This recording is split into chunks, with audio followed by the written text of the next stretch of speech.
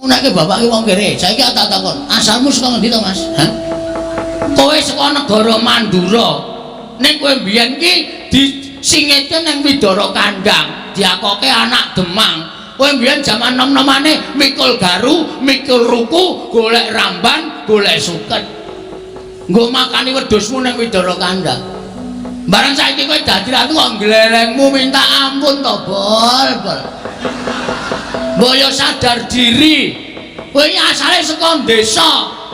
Wong iki aja ninggal karo lanjarane. Wong iki nek ninggal asal mula bukane, duwe derajat ora suwe, duwe pangkat cepet tetel, duwe bondo donya asat saben dina. Lho tenan aku ora goro, ya, Tru? Heeh. Hei, balik ngono. Saiki ngene, aku wis kesel nyuwun iki. Sermu piye aku tak takon? Lho, sermu piye? Karepmu apa? Aku manut.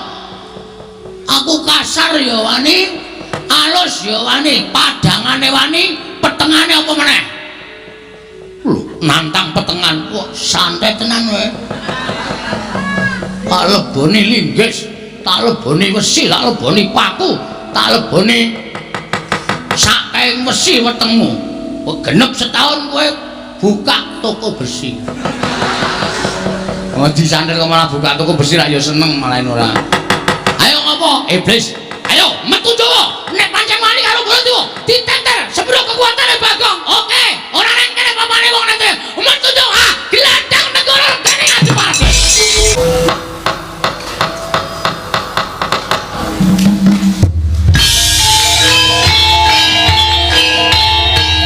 Dilanjutkan pagelaran wayang kulit semalam suntuk oleh Ki Dalang Seno Nugroho. Selamat menyaksikan.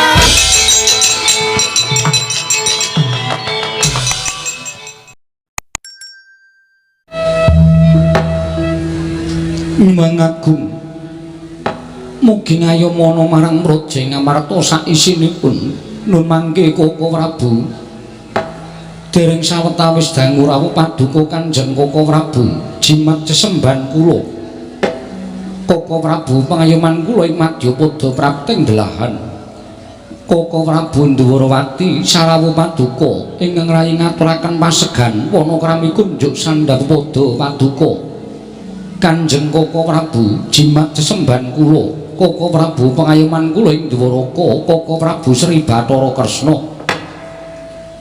ya jagat mangestung para wayapta jagat nun inggih Yayi sakalangkung bombong raos sing manehipun ing Ngaraka ing Dwarawati dupik kula tampi timbalan nuwun paduka Yayi Prabu Ngamarta asung paseganipun paduka Yayi sampun kula tampi akarya bombong raos sing manah namung kemareng kula ngaturaken pudya pangastawanipun ing Ngaraka kunjuk ngersa paduka Yayi Prabu. Kula pun dicundhaka panglingga murda. Amawahana kabagyaning gesang kula mboten langkung kaskecakno anggen jengandika lenggah. Koko Prabu Ndharawati kawula napa Yayi? Sampun boten kirang prayogi pisawanipun ing Ngaraka ing Ndharawati dinten sakmangke menika wonten Praja Ngamarta. Yayi Prabu Darma Aji. Miwah Koko Prabu Baladewa sarawuh paduka Kanjeng Koko Prabu ingkang rayi ngaturaken karaharjan tedhak paduka wonten Praja Ngamarta Koko Prabu Baladewa ing Mandura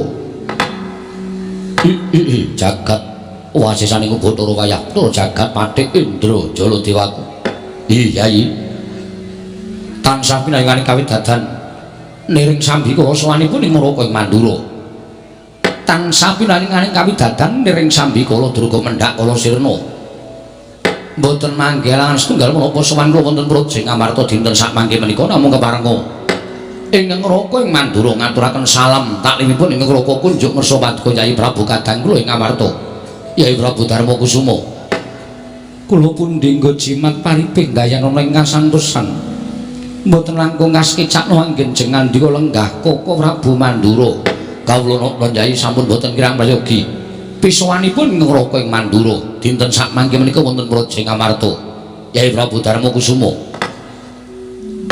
wah Kresna kakangku aku ngaturake sembahku katura Kresna kakangku Dimas kadangipun Kakang Werkudara ya siap diatur bekti karo pun kakang wis ndak tampa akarya bombong penggalih pun kakang ora liwat pangestune pun kakang Tampanana Werkudara ndak gegem dadekake jimat boleh kakangku aku ngaturake basaku katura Baladewa kakangku kadangipun kakang Kyai Werkudara ya siap di ngaturake bekti karo pun kakang wis tak tampa kanthi legawane penggalih pun kakang ora liwat pangestune pun kakang Mandura Tampanana Bratasena ndak gegem dadekake jimat ora liwat padha prayoga nunggun mulenggah Werkudara ya kaya wis ora kurang kepenak praptanipun kakang ya Werkudara kaya wis prayoga praptanipun kakang Mandura Koko Prabu nadyan kula ngaturaken bekti kula kunjuk Koko Prabu kekalih Koko Prabu Ndarawati miwah Koko Prabu Baladewa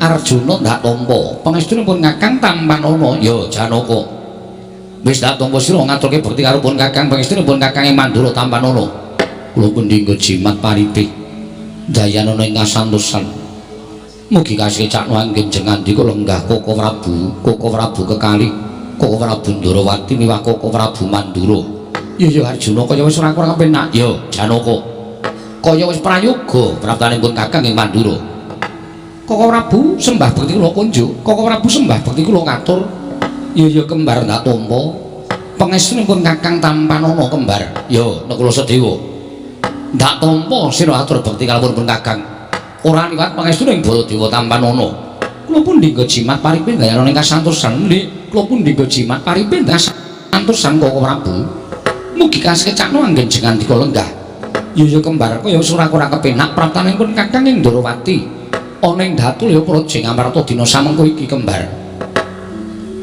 Koko Prabu saestu damel gagap gugup guragapan raosing manah krana rawuh paduka ingkang sengkan-sengkan datanpa pepoyan menawi kepareng kawedharing kathah tumunten kababarna menapa wigatosipun nanging merawi wadi tumraping para kadang tuwin sentana monggo Koko Prabu kula dherekaken manjing saklebeting kedaton pepanggihan catur netra kelawan ingkang rayi ngamarta pun Darma Kusuma Yayi wale-wale menapa samanipun ing ora kang Ndarawati titik lenggan sak mangke ingkang sepisan sejatosipun tuwi dhateng jiwananing kadang-kadang kula para Pandhawa syukur Yayi dening kadang-kadang kula para Pandhawa tansah kinayoman dhateng barokah Hyang Mahanasa pun kakang nderek remen Koko Prabu sedaya awit berkah paestu paduka Kanjeng Koko Prabu matur sembah nuwun dening dungkap angka kalih kedarang-darang sawanipun ingkang Koko Ndarawati prapting projeng amarta dinten sak mangke menika estunipun mugi andhatosna ing kawuningan sawanipun ingkang Koko Ndarawati dinten sak mangke nyuwun kawelasan dhateng kadang-kadang kula para Pandhawa wondene lereking kawelasan menika kala wau mugi paduka Yayi Prabu sakadang wonten sukulaning penggalih amadangi pepeteng ingkang tumanduk dhateng projeng Ndarawati mila sowan kula Blakasuta namung badhe nyuwun senjata pitulung tumbak kenceng mring kadang-kadang kula para Pandhawa supados berat penandang yang sinandang dhateng Koko Ndarawati menika Yayi Prabu Darma Kusuma Anjrah ingkang Kuswitarum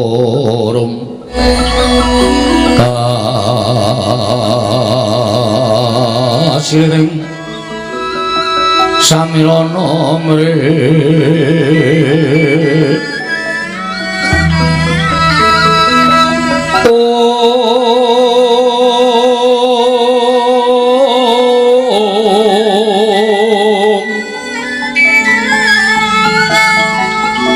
sekar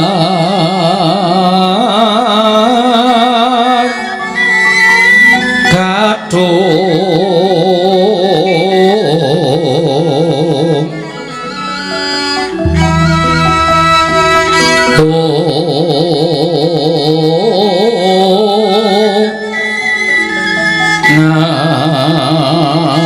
ngas kandanya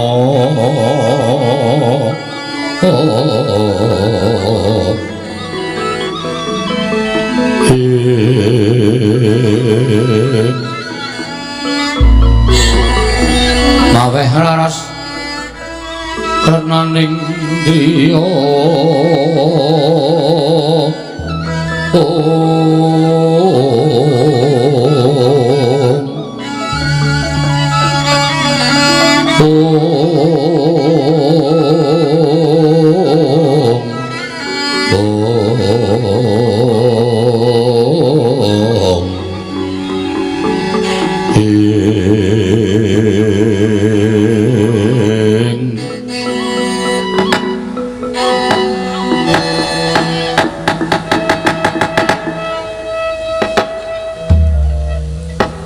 Sewu-sewu kalepatanipun ngrayi tadah wadana Koko Prabu ngantos kejut raos ing manah kula dene paduka paring dawuh rawuh paduka wonten Praja Ngamarta nyuwun senjata pitulung dhateng para Pandhawa ngemuti bilih paduka menika pengayomaning para Pandhawa paduka menika pujangganing para Pandhawa bebasan Pandhawa menika ngendika seklimah tindak sepecak mboten nate kantun tansah tarusan lan paduka Kanjeng Koko Prabu nanging sabab menapa dene sakmangke paduka paring dawuh bilih rawuh paduka namung badhe nyuwun senjata pitulung dhateng para Pandhawa kula nuwun sewu Koko Prabu mengku raos ing kados pundi dene paduka paring dawuh ing mekaten Koko Prabu Yayi wonten timbalan ale-ale menapa estunipun sampun nuda kawis tigang candra etang kelenggan dinten sakmangke menika negari Ndrawati kados nampi welak ing Jawata negari Ndrawati kados ketaman pegebluk kathah para kawula enjing sakit sonten ketiwasan sonten sakit enjing kapralaya mongko sampun boten kirang-kirang nggih kula ngrawuhaken para brahmana winasih sewa sugata miyang para nimpuna supados nambak rengkaning praja parandening katindakaken gagar wigar tenantuk karya nalika semanten kula rencangi sarenanite sesemek ron raja mola bebantal bata sarimbat madyaning prihatos kala wau pun kakang nampi sasmitaning gaib inggih menika sasmitaning Jawata ingkang dumeling wonten ing Karna bilih negari Ndrawati saged waluya nirma temah jati jati temah mulya menawi para Pandhawa ingkang suka sabiyantu bot repotipun ing neraka ing Ndrawati mekaten Yayi munggah menapa ing dadosan wonten Praja ing Ndrawati lho pamunten Yayi boten marah-marah pisan dhateng aturipun Yayi Kresna babar pisan boten nanging sanget boten kinten ing wanci enjing Yayi Prabu Kresna sampun rawuh wonten Praja Mandura sarwi tawang-tawang waspa sareng kula dangu menawa sababipun dene Kresna sowan dhateng negari Mandura sarwi tawang-tawang waspa Kresna tuwuh matur purwa madya lan wusananipun tinampi dhateng neraka ing Mandura nuwun sewu mboten namung kula badhe ngetingalaken labatanipun Yayi Kresna menika babar pisan mboten namung jagat menika sampun dados paseksen bilih antawisipun Ngamarta lan Ndrawati menika kalih ngatunggal tiganipun ngemor menika Mandura sampun marambah makaping-kaping pendak-pendak para Pandhawa nampi ribet Yayi Prabu Ndrawati saged mudhari ribet menika kala wau pendak-pendak para Pandhawa nampi pepeteng Yayi Prabu Ndrawati saged mudhari pepeteng menika kala wau mila sampun satrepipun menawi Yayi Prabu tumunten paring pitulungan dhateng kadang kula Yayi Prabu Ndrawati kula inggih minangka dados saksi tomaturipun Yayi Kresna bilih negari Ndrawati dinten sakmangke ketaman pegebluk ingkang madal saliring usada wondene sagedipun waluya nirmala temah jati namung para Pandhawa ingkang suka sabiyantu bot repotipun kadang kula ing Dwaraka inggih Koko Prabu namung kula nyuwun pangapunten gandeng Pandhawa menika mboten kula piyambak nanging klebet Werkudara Janaka miwah kembar menika ugi peranganing para Pandhawa mila menapa dipun kemarangaken kula nedya tetarusan langkung min kaleng kadang-kadang kula para Pandhawa menika langkung prayogi Yayi sumangga kula aturi andangu dhateng kadang paduka sekawan cacahipun Werkudara nggih ora usah dadak nganggo lidah sinambung pun kakang ngaturake apa kang dadi wigatine Koko Prabu Ndrawati Siadi wis midhanget dhewe piye Dimas miturut penemuning Siadi Werkudara wah yen pancen Werkudara dadi srana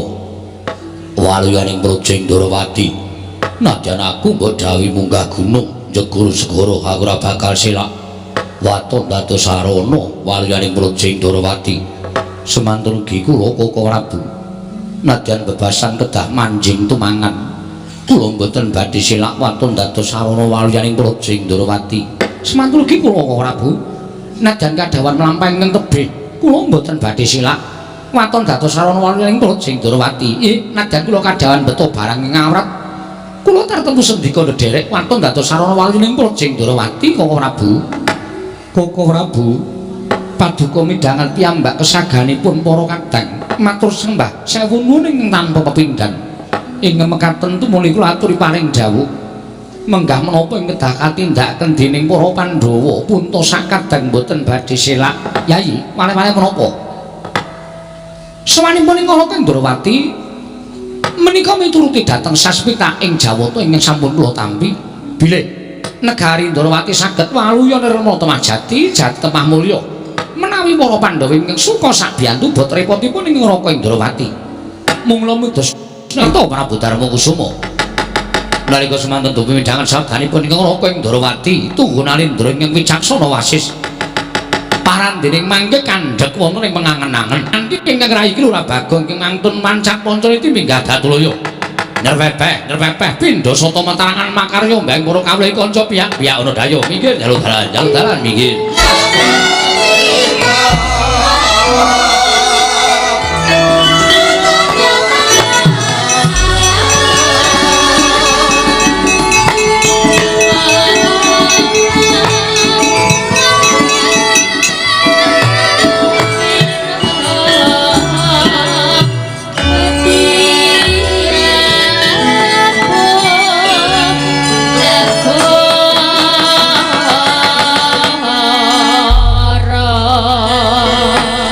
Silaniro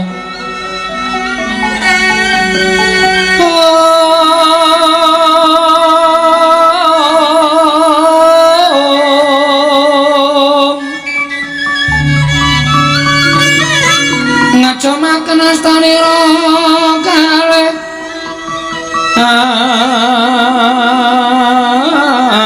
astanira kalih pisan yen ngandika magawe obranta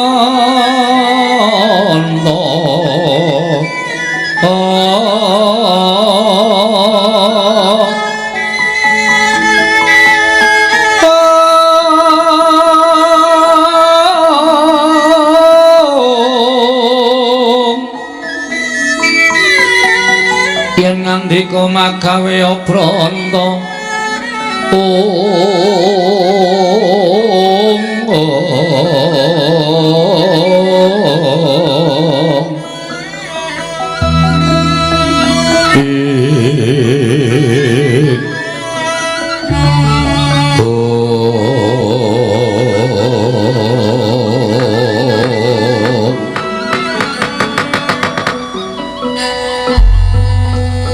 Koko Prabdi ngantos purna anggen kula nampi sabda pangandika paduka. Menika kadidene sowanipun Panakawan Petruk Sumawana Bagong ingkang sowan wonten Praja Ngamarta. Koko Prabu jagat wasisaning Bathara Wayaktura jagat kalresan Yayi. Nanging dipun menapak-menapakno Petruk menika Panakawan paduka Yayi Prabu. Menika abdi Ngamarta. Mbok menawi Petruk wonten migatos anggenipun sowan ngabyantura ngersa paduka Yayi Prabu tumuli timbalana sowanipun Petruk. Koko Prabu kasinggihan mekaten. Mboten kinten babar pisan bilih Petruk sowan wonten negari Ngamarta. Menika sajaipun ngemu migatos. Koko Prabu, nggih. Petruk sowan wonten negari Ngamarta, Panakawan Petruk. Lha iya, pun Kakang nggih wis weruh. Yen Petruk wae genep tata kramane. Ngandhake yen Petruk kuwi abdi negara Ngamarta ingkang ora tinggal marang unggah-ungguh lan tata krama. Saiki sawangan to, iki adine Petruk iki apa member kaya ngene iki. Lah ing atase munggah kraton kok nganggo training. Nganggo sabuke sarung ora nganggo kathok sapiturute apa pantes Kresna. Koko Prabu nadyan mekaten menika abdi dalem paduka. Mbok menawi wonten bab ingkang kirang prayogi tumanduk dhateng Panakawan Bagong. Wekasan kados mekaten kawontenanipun Bagong. Nun. Kok ora nganggo klambi, ora nganggo sandangan kaya kakangmu? Teles e. Teles piye? Karang nggih nganu kudanan terus kula pepe. Lah niki mau dijakale Petruk terus langsung budal. Wonten nggih ngenten iki karang wong ora duwe sinuwun mboten napa-napa. Sing penting kula niku ora colong jupuk kula ora tumindak ala. Arep sandangan kula elek kaya ngeten. Sing wigati lak pokoke kula tumindake apik. Lho lah iya, aku ya mau ngandani yen to nganggo tata krama. Nggih nyuwun ngapunten diapunten nggih. Ya wis ora apa-apa sesuk meneh nek sowan ratu ngandani nganggo ingkang jangkep. Ngono nggih ngestakaken dawuh. Dewi Prabu, wonten timbalan Koko Prabu. Dumunten katimbalan nama wigatosipun Petruk dene sowan wonten negari Ngamarta.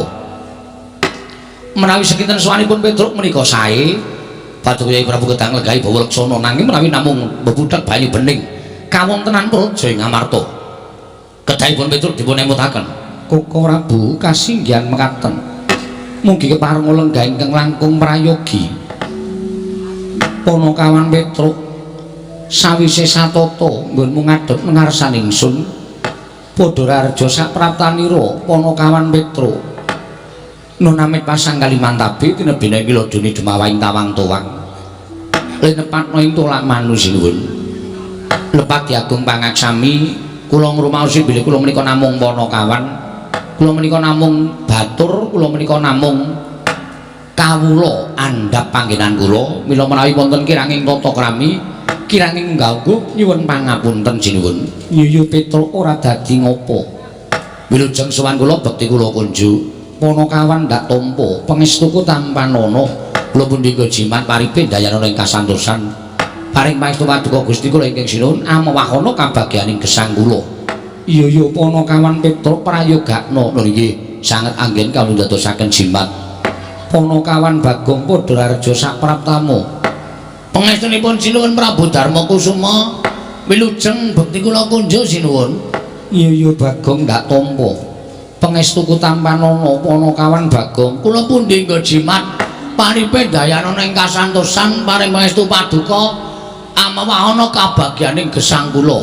Iya Bagong prayogakna. Nuni nggih sampun boten kirang prayogi pisuwan kula. Petruk kantong bola padha rarja sapraptamu. Sinuwun Darawati wilujeng bekti kula kunjuk. Pangestuku tampanana Petruk lho niki kula pun nggo jimat paripe. Ponokawan Bagong padha rarja. Sinuwun Darawati wilujeng bekti kula kunjuk nggih Den. Iya ya Bagong. Pangestuku tampanana Ponokawan kula pun nggo jimat paripe dayana ing kasantosan. Ponokawan Petruk padha rarja sapraptamu. Pangestunipun Dara Baladewa wilujeng bekti kula kunjuk. Yo tak tampa pangestuku tampanana. Bagong padha rarja sapraptamu. Pangestunipun Dara Baladewa wilujeng bekti kula kunjuk. Yo prayogana. Nggih nggih sampun boten kirang prayogi. Petruk dalem Den slamet tekamu. Wilujeng bekti kula kunjuk. Yo pangestuku tampanana. Nggih Bagong dalem Den slamet tekamu. Pangestunipun wilujeng prayogana. Nggih sampun boten kirang prayogi Ndara. Ponokawan Petruk Bagong padha rarja. Ndara Janaka wilujeng bekti kula kunjuk. Ndara Janaka wilujeng bekti kula kunjuk. Iya iya Ponokawan prayogakna. Ponokawan Petruk lan Bagong padha rarja. Ndara kembar wilujeng Den bekti kula kunjuk. Ndara kembar wilujeng Den bekti kula kunjuk. Iya iya tak tampa prayogakna Ponokawan. Sampun boten kirang prayogi pisuwanipun ngabdipun Petruk. Petruk kantong bolong wonten dawuh sinuwun. Mono gage matura. Sowan moning praja Ngamarta iki saka karepmu dhewe apa pancen diutus dening bapakmu Semar? Yen pancen diutus dening bapakmu Semar, apa wigatine? Yen pancen saka karepmu dhewe, duwe perlu apa Petruk dene sowan ana ngersaning bendara? Sampun marangaken matur sinuwun. Ya wis ndak keparengake matur sembah nuwun. Namung saderengipun kula matur kepareng kula ngaturaken tebah Siti Sekol binunteling ron klopo apun tambok bilih wonten lepat kula nggih kula munjuk atur sapa paduka sanata. Menawi wonten cewek sing ngatur diagung pangaksami jar kula menika namung Ponokawan, kula menika namung batur. Kula menika namung kawula. Mila menawi wonten duna dungkap kiranging tata krami subasita lan unggah-ungguh kula nyuwun pangaksami. Ora dadi ngopo Ponokawan. Mula diage matur Petruk matur sembah nuwun. Estunipun ngaten sinuwun, sowan kula menika mboten saking kajengan kula piyambak. Namung kula menika dapur dipun utus dening Bapak Semar. Lan mugi dados ning kawuningan sampun wonten kinten-kinten setunggal candra menika bapak niku kaya wong masuk angin ning waras. Kaya wong waras nek kula sawang kok kaya wong lara. Lire kepiye Petro? Saben dinten niku mung mogok-mogok teng ngajeng griya, mboten mobah, mboten musik. Monggo pendak ditakoni ora tau wangsulan. Dedaharan sing diaturake ibu ngersaning bapak ora tau didahar, unjukan ora tau diunjuk. Bapak niku nek kula sawang kaya nelongso atine. Mula suwe-suwe kula kali Gareng kali Bagong tumuli sowan ngersaning bapak. Nanjeki apa to wigatine? Kula matur ngersanipun bapak, Pak eneng apa? Nek bapak kuwi duwe kepinginan, nek bapak kuwi duwe kekarepan, saiki bapak paringa pangandikan karo anak-anak. Mergo sing jeneng wong urip ning alam padang ki cakra manggilingan. Biyen aku karo Gareng karo Bagong tok gula wentah. Ning bareng saiki anak wis padha mentas, anak kuwi duwe kewajiban mituruti kekarepaning wong tuwa. Ngoten niku. Barang kula matur kaya ngoten niku bapak terus alon-alon niku gelem paring pangandikan. Iya Petro, nggih. Krekel-krekel alon-alon terus paring pangandikan kali kula kali Bagong. Ngene le. Jane aku meneng wae iki ora kok perkara aku mikir kahananku dhewe ora. Luwih-luwih aku mikir kulawargaku, mikir-mikir anak-anakku ora. Wong anak-anakku ya wis mentas kabeh. Ning kowe ngerti, nuwun sewu lho kula menika ngoko mergo kula nirokke suwantene bapak. Iya Petro ora dadi ngopo. Ning kowe ngerti Semar urip ana ing alam padang kuwi mergo aku gelem didapuk dadi menungso. Nek aku biyen gelem dadi dewa, mestine uripku ora kaya ngene iki. Ning gandeng aku ki gandrung karo katentreman, gandrung karo kerukunan. Mula tinimbane aku dadi dewa ning Suralaya, luwung aku dadi titah minangka pamomong, duwe kewajiban momong para satriya ngatetaken ati suci pepayung budi rahayu. Iya Panakawan. Aku ngomong mbahne Pandhawa wiwit Prabu Sentanu Begawan Palasara kuwi tak mong kabeh. Ning aku rumangsa seneng momong sing gawe tentrem atiku, sing gawe kabagyaning uripku nalika aku momong marang para Pandhawa. Sebab Pandhawa ki pepethinganing para titah, pepethinganing para satriya sing ngatetaken ati suci pepayung budi rahayu. Nggonku momong para Pandhawa tak ati-ati wiwit kuncung nganti gelung, wiwit jabang nganti celaprang, supaya besok Pandhawa ki dewasane dadi mustikaning para satriya. Dilalah kok kelakon. Ngamarta sing dilenggahi para Pandhawa kuwi mujudake negara ingkang adil, makmur, warata, tias bagya mulya, gemah ripah loh jinawi karta tata turaharja. Kawula uripe padha ayem tentrem matsinamatan daya dinayan, tunggal cipta rasa karsa lan karyane. Mula ngamarta jaman semono kondhang negara ingkang panjang kunjung kalukengrat ing bab apa-apane mesti kabeh padha meri marang negara Ngamarta. Iya Panakawan. Ning kok saiki ora kaya ngene ya, Tru. Kula terus matur, lha pripun, Pak? Ngamarta iki kok adoh sungsate karo biyen. Biyen kondhang negara kebak katentreman, biyen kondhang negara kebak karukunan.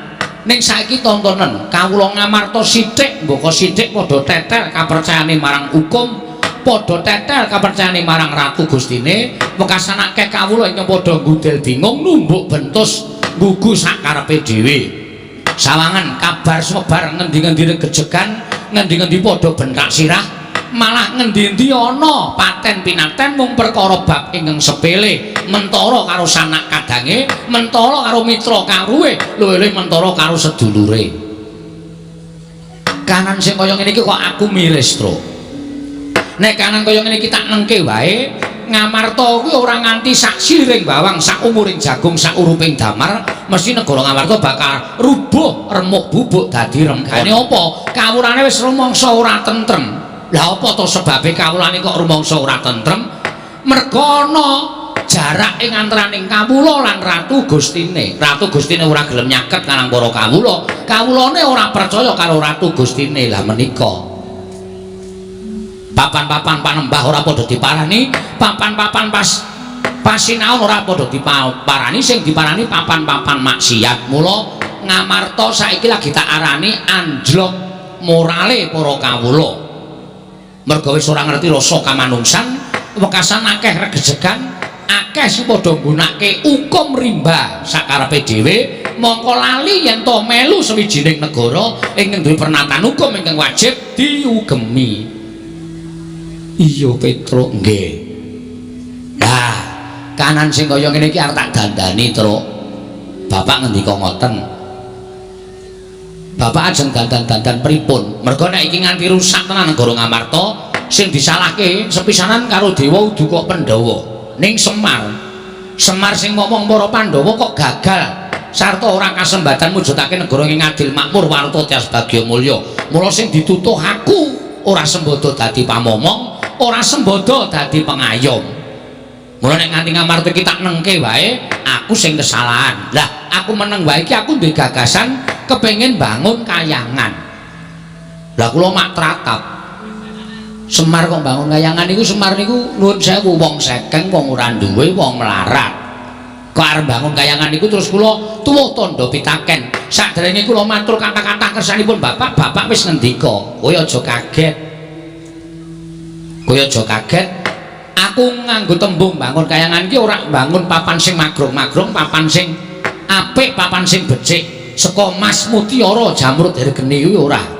Ning aku pengen bangun negara Ngamarta kuwi uripe kawulane embane kaya ning kayangan. Kayangan iki kebak sinamatan, kebak karukunan, kebak katentreman. Ora ana rasa daya-dinaya, ora ana rasa meri siji lan sijine, anane mung padha tetunggalan manunggal, sayuk rukun yen abot padha dipikul yen enteng padha dijangking niku kayangan. Lah mulane aku pengen mujudake Ngamarta ki embane kawula uripe kaya ning kayangan. Kula matur, wah niku bab sing boten gampang lho, Pak. Gampang. Waton Pandhawa gelem rawuh ning Karang Kadempel, sinambimu di Pustaka Jamus Limasada, aku iso mujudake kayangan sing mapan ana negara Ngamarta. Lah sebabe napa kok Pandhawa kudu rawuh teng Karang Kadempel? Merga Pandhawa tak kanthi dadi siji karo para kawula. Pandhawa tak kanthi nyawiji karo para kawula. Merga kawula kuwi ora perlu dinahi dhuwit, ora perlu dinahi brana picis, ning dicedhaki rasane, dicaketi karo pengarepe. Dicaketi atine. Kawula nek dicedhaki artine dening para pengarepe niku mboten sah diwenehi napa-napa, panjenengane mesti bakal sengkut gumregut bangun negara. Merga wis rumangsa digatheki karo Ratu Gustine. Mila sowan pangersanipun Sri Prabu Darmakusuma menika ingkang sepisan ngaturaken sembah bekti ingkang ngangka kalih nglulusaken gegayohanipun Bapak. Inggih menika mboyong para Pandhawa rawuh wonten ing Karang Kadempel sinambi mundi Pustaka Jamus Myang Jimat Limasada mujudaken negari kang adil makmur warata tias bagya mulya. Cekap semanten atur kula. Wassalamualaikum warahmatullahi wabarakatuh. Iya Petruk nggih. Wis rampung, Bro. Wis kari ngenteni jawabane piye? Ha iya. Menek nganti Sinuwun Darmakusuma kersa rawuh ning Karang Kadempel, awak dhewe ngaturake panuwun. Nek ora takoni alasane apa. Merga ya awak dhewe mbantu karo para Pandhawa iki ibarate sikil dienggo sirah, sirah dienggo sikil. Nek nganti men diaturi rawuh ning Karang Kadempel kok semaya gedhe-gedhene ora kersa kuwi. Wis nek ngono Pandhawa kuwi pancen ora ngerti karo bales budi. Ora ngerti karo kabeciane awake dhewe sing wis dilakoni. Petruk dalem. Aku tak taren karo kadang-kadangku dhisik ya Petruk. Oh monggo, mboten napa-napa, mboten masalah. Langkung prayogi taren, merga menika mujudaken satunggiling pirembagan supados samangke saged kasembatan panjenenganipun Bapak Semar. Menawi panjenengan sarujuk Ndara Werkudara ora cocok, menika ya ora bakal mlaku. Panjenengan kali Ndara Werkudara pun mathuk pun gathuk, Ndara Janaka ora mathuk niku ya ora mlaku. Mula 5 cacah menika kedah manunggal dados tunggal.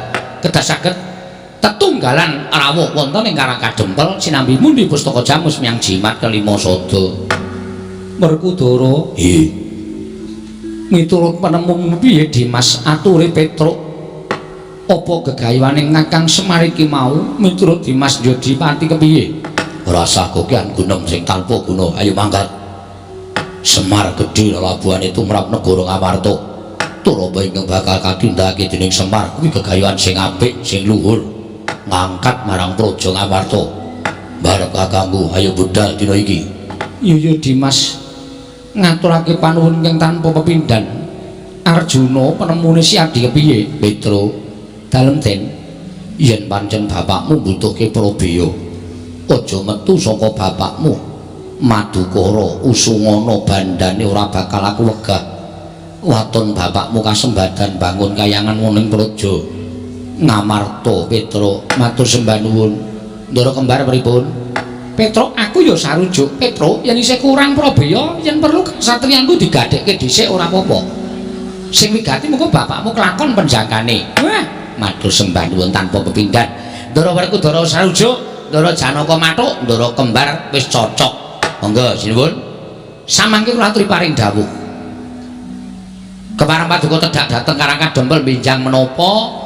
menawi saking pamrayogi kula inggih dinten menika ugi kula dherekaken rawuh wonten ing Karangka Dempel sinambi mundi pustaka Jamus Miang Jimat kelima sada Kusik Petruk sabar sawetara iya sebabipun ewo kaya rasaku bingung rasaku Petruk inggih sebabe napa krana sowanmu kuwi kalah dhisik karo Koko Prabu Ndarawati lho sinuwun Ndarawati iya sinuwun Ndarawati rawuh mriki menapa wonten wigatos ana Petruk wigatosipun wigatine tanala kejaba nyuwun ngampil pustaka Jamus kelima sada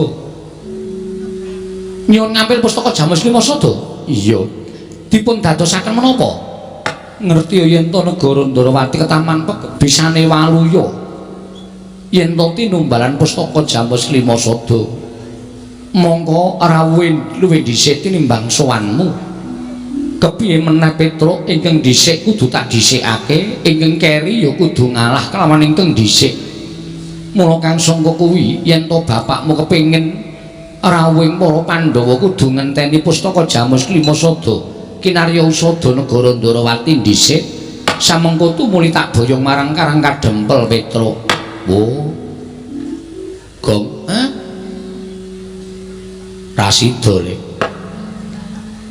Rasida ngapa Ndara Werkudara wis cocok Ndara Janaka wis mathuk Ndara Neklastimbar wis oke Ndara Puntadewa wis nyetujoni ning ana pepalang apa pepalange Sinuwun Ndarawati Sinuwun Ndarawati ngapa rawuh mrene rak Sinuwun Ndarawati iki minangka kadang wredane para Pandhawa gose Sinuwun Ndarawati iki ya duwe karep duwe sedya sedyane nyuwun ngampil pustaka Jamus kelima sada arga ngapa Ndarawati ketaman pegebluk bisane waluya nirmala temah jati yen to tinumbalan pustaka Jamus Miang Jimat kelima sada piye monggo awake dhewe sowan kalah dhisik karo Sinuwun Ndarawati mula Sinuwun Puntadewa kudu nglungguhi Bawareksana sing dhisik didhisikake sing keri ya kudu keri mula awake dhewe saiki ora iso piye-piye anane ming nimpa bali matur karo bapak sik aja kesusu aja kesusu piye kene aku sak sing matur gentenan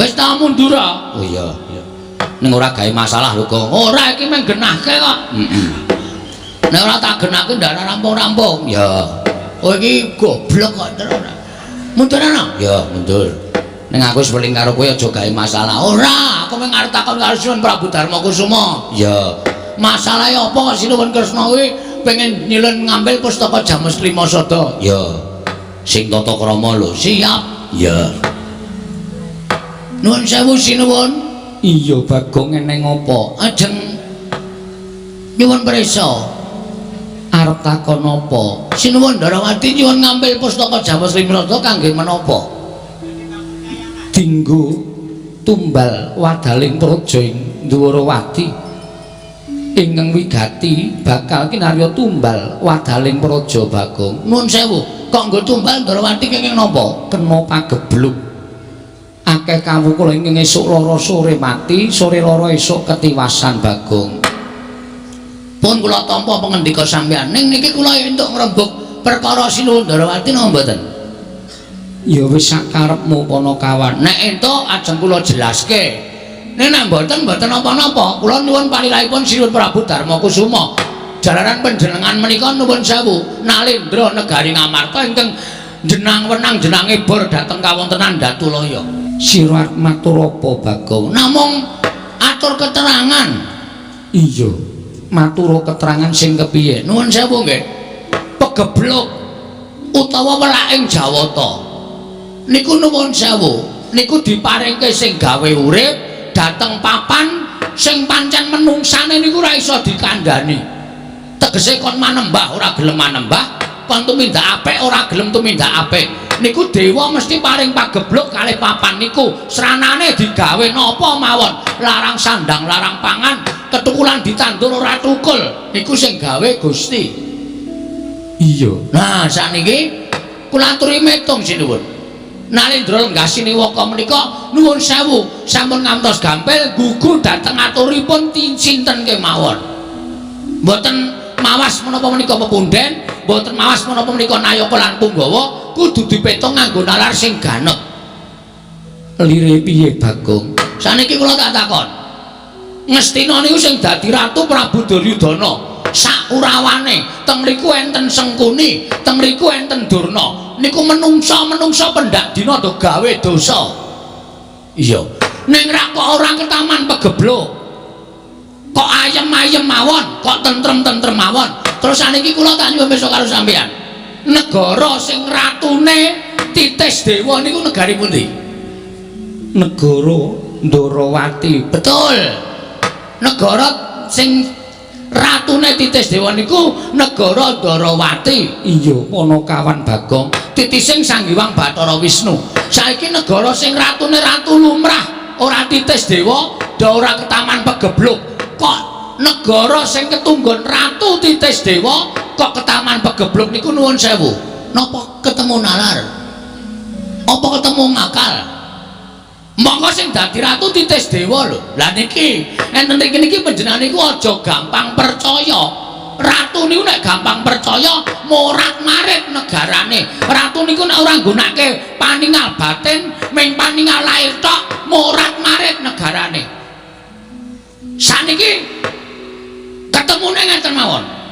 Ketemune piye Bagong? Nuwun sewu, jaman sak mangke menika aja percaya karo wong sing paling cedhak kali panjenengan, aja percaya karo kanca sampeyan. Nuwun sewu rencang sampeyan. Mergo ana tetembungan kedung jero iso dijajaki ning atine menungsa sapa sing ngerti. Niki akeh sing kanca tegel karo kanca, sedulur tegel karo sedulure dhewe mergo mung kepengin kedulungan derajat pangkat, mergo mung kepengin kedulungan bondo donya. Niku lho, Den.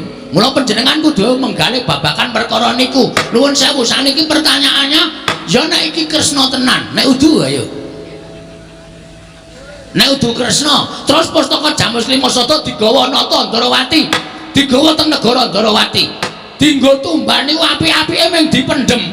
Monggo dipendhem niku ora bakal bali meneh. Monggo pustaka Jamus Limasada menika panggesanganipun para Pandhawa. Menika panggesanganipun para kawula sak negara Ngamarta. Nek nganti Pandhawa koncatan pustaka Jamus Limasada, wong sing ora seneng karo para Pandhawa arep gawe kampitunaning Pandhawa, arep gawe cilakaning Pandhawa niku bebasan angel mijet wae ngranti suwe banyu sinaring. Monggo pusaka wis kebaca dadekke tumbal. Sampeyan wis ora duwe pusaka Jamus Limasada, wong sing ora seneng karo Pandhawa gawe cilakaning Pandhawa gampang. Goleki Kresna sing gawa wis ora ana, mergo nuwun sewu niki mung gaweane wong. Napa sampean mboten percaya, mboten cilaka? Iya Bagong. Nggih, mula nuwun sewu lho, kula ora arep obong-obong siji lan sijine. Ning niki benerke kahanan supaya kabeh menika iso kelakon ora ana sing dirugekke ngoten. Ning nek Semar niku karepe Pandhawa rawuh 5 cacahe teng Karang Kadempel. Ora ndek niat napa-napa. Pandhawa ora pisah karo pustaka Jamus Limasada. Lah tegese Semar niku pancen ngerti nek pustaka Jamus Limasada niku ora bakal pisah karo para Pandhawa. Ning nek pusaka mangparinge sinuwun Ndarawati menggo tumbal, wis ta, yakin ora mulih pusaka. Niku yakin kula mboten ajeng aja-aja ora bakal bali teng tanganing para Pandhawa. Pandhawa kelangan pustaka Jamus Limasada. Nah, wong sing ora seneng karo para Pandhawa gawe cilakaning Pandhawa angel mijet wae ngranti suwe banyu sinaring. saniki ngeten sinuwun niku terserah sampean ajeng mangparingi sinuwun Ndarawati napa kula kalih Petruk niku monggo ning kula suwun kula nyekeli aturipun Bagong kula aturi gatosaken aturipun Bagong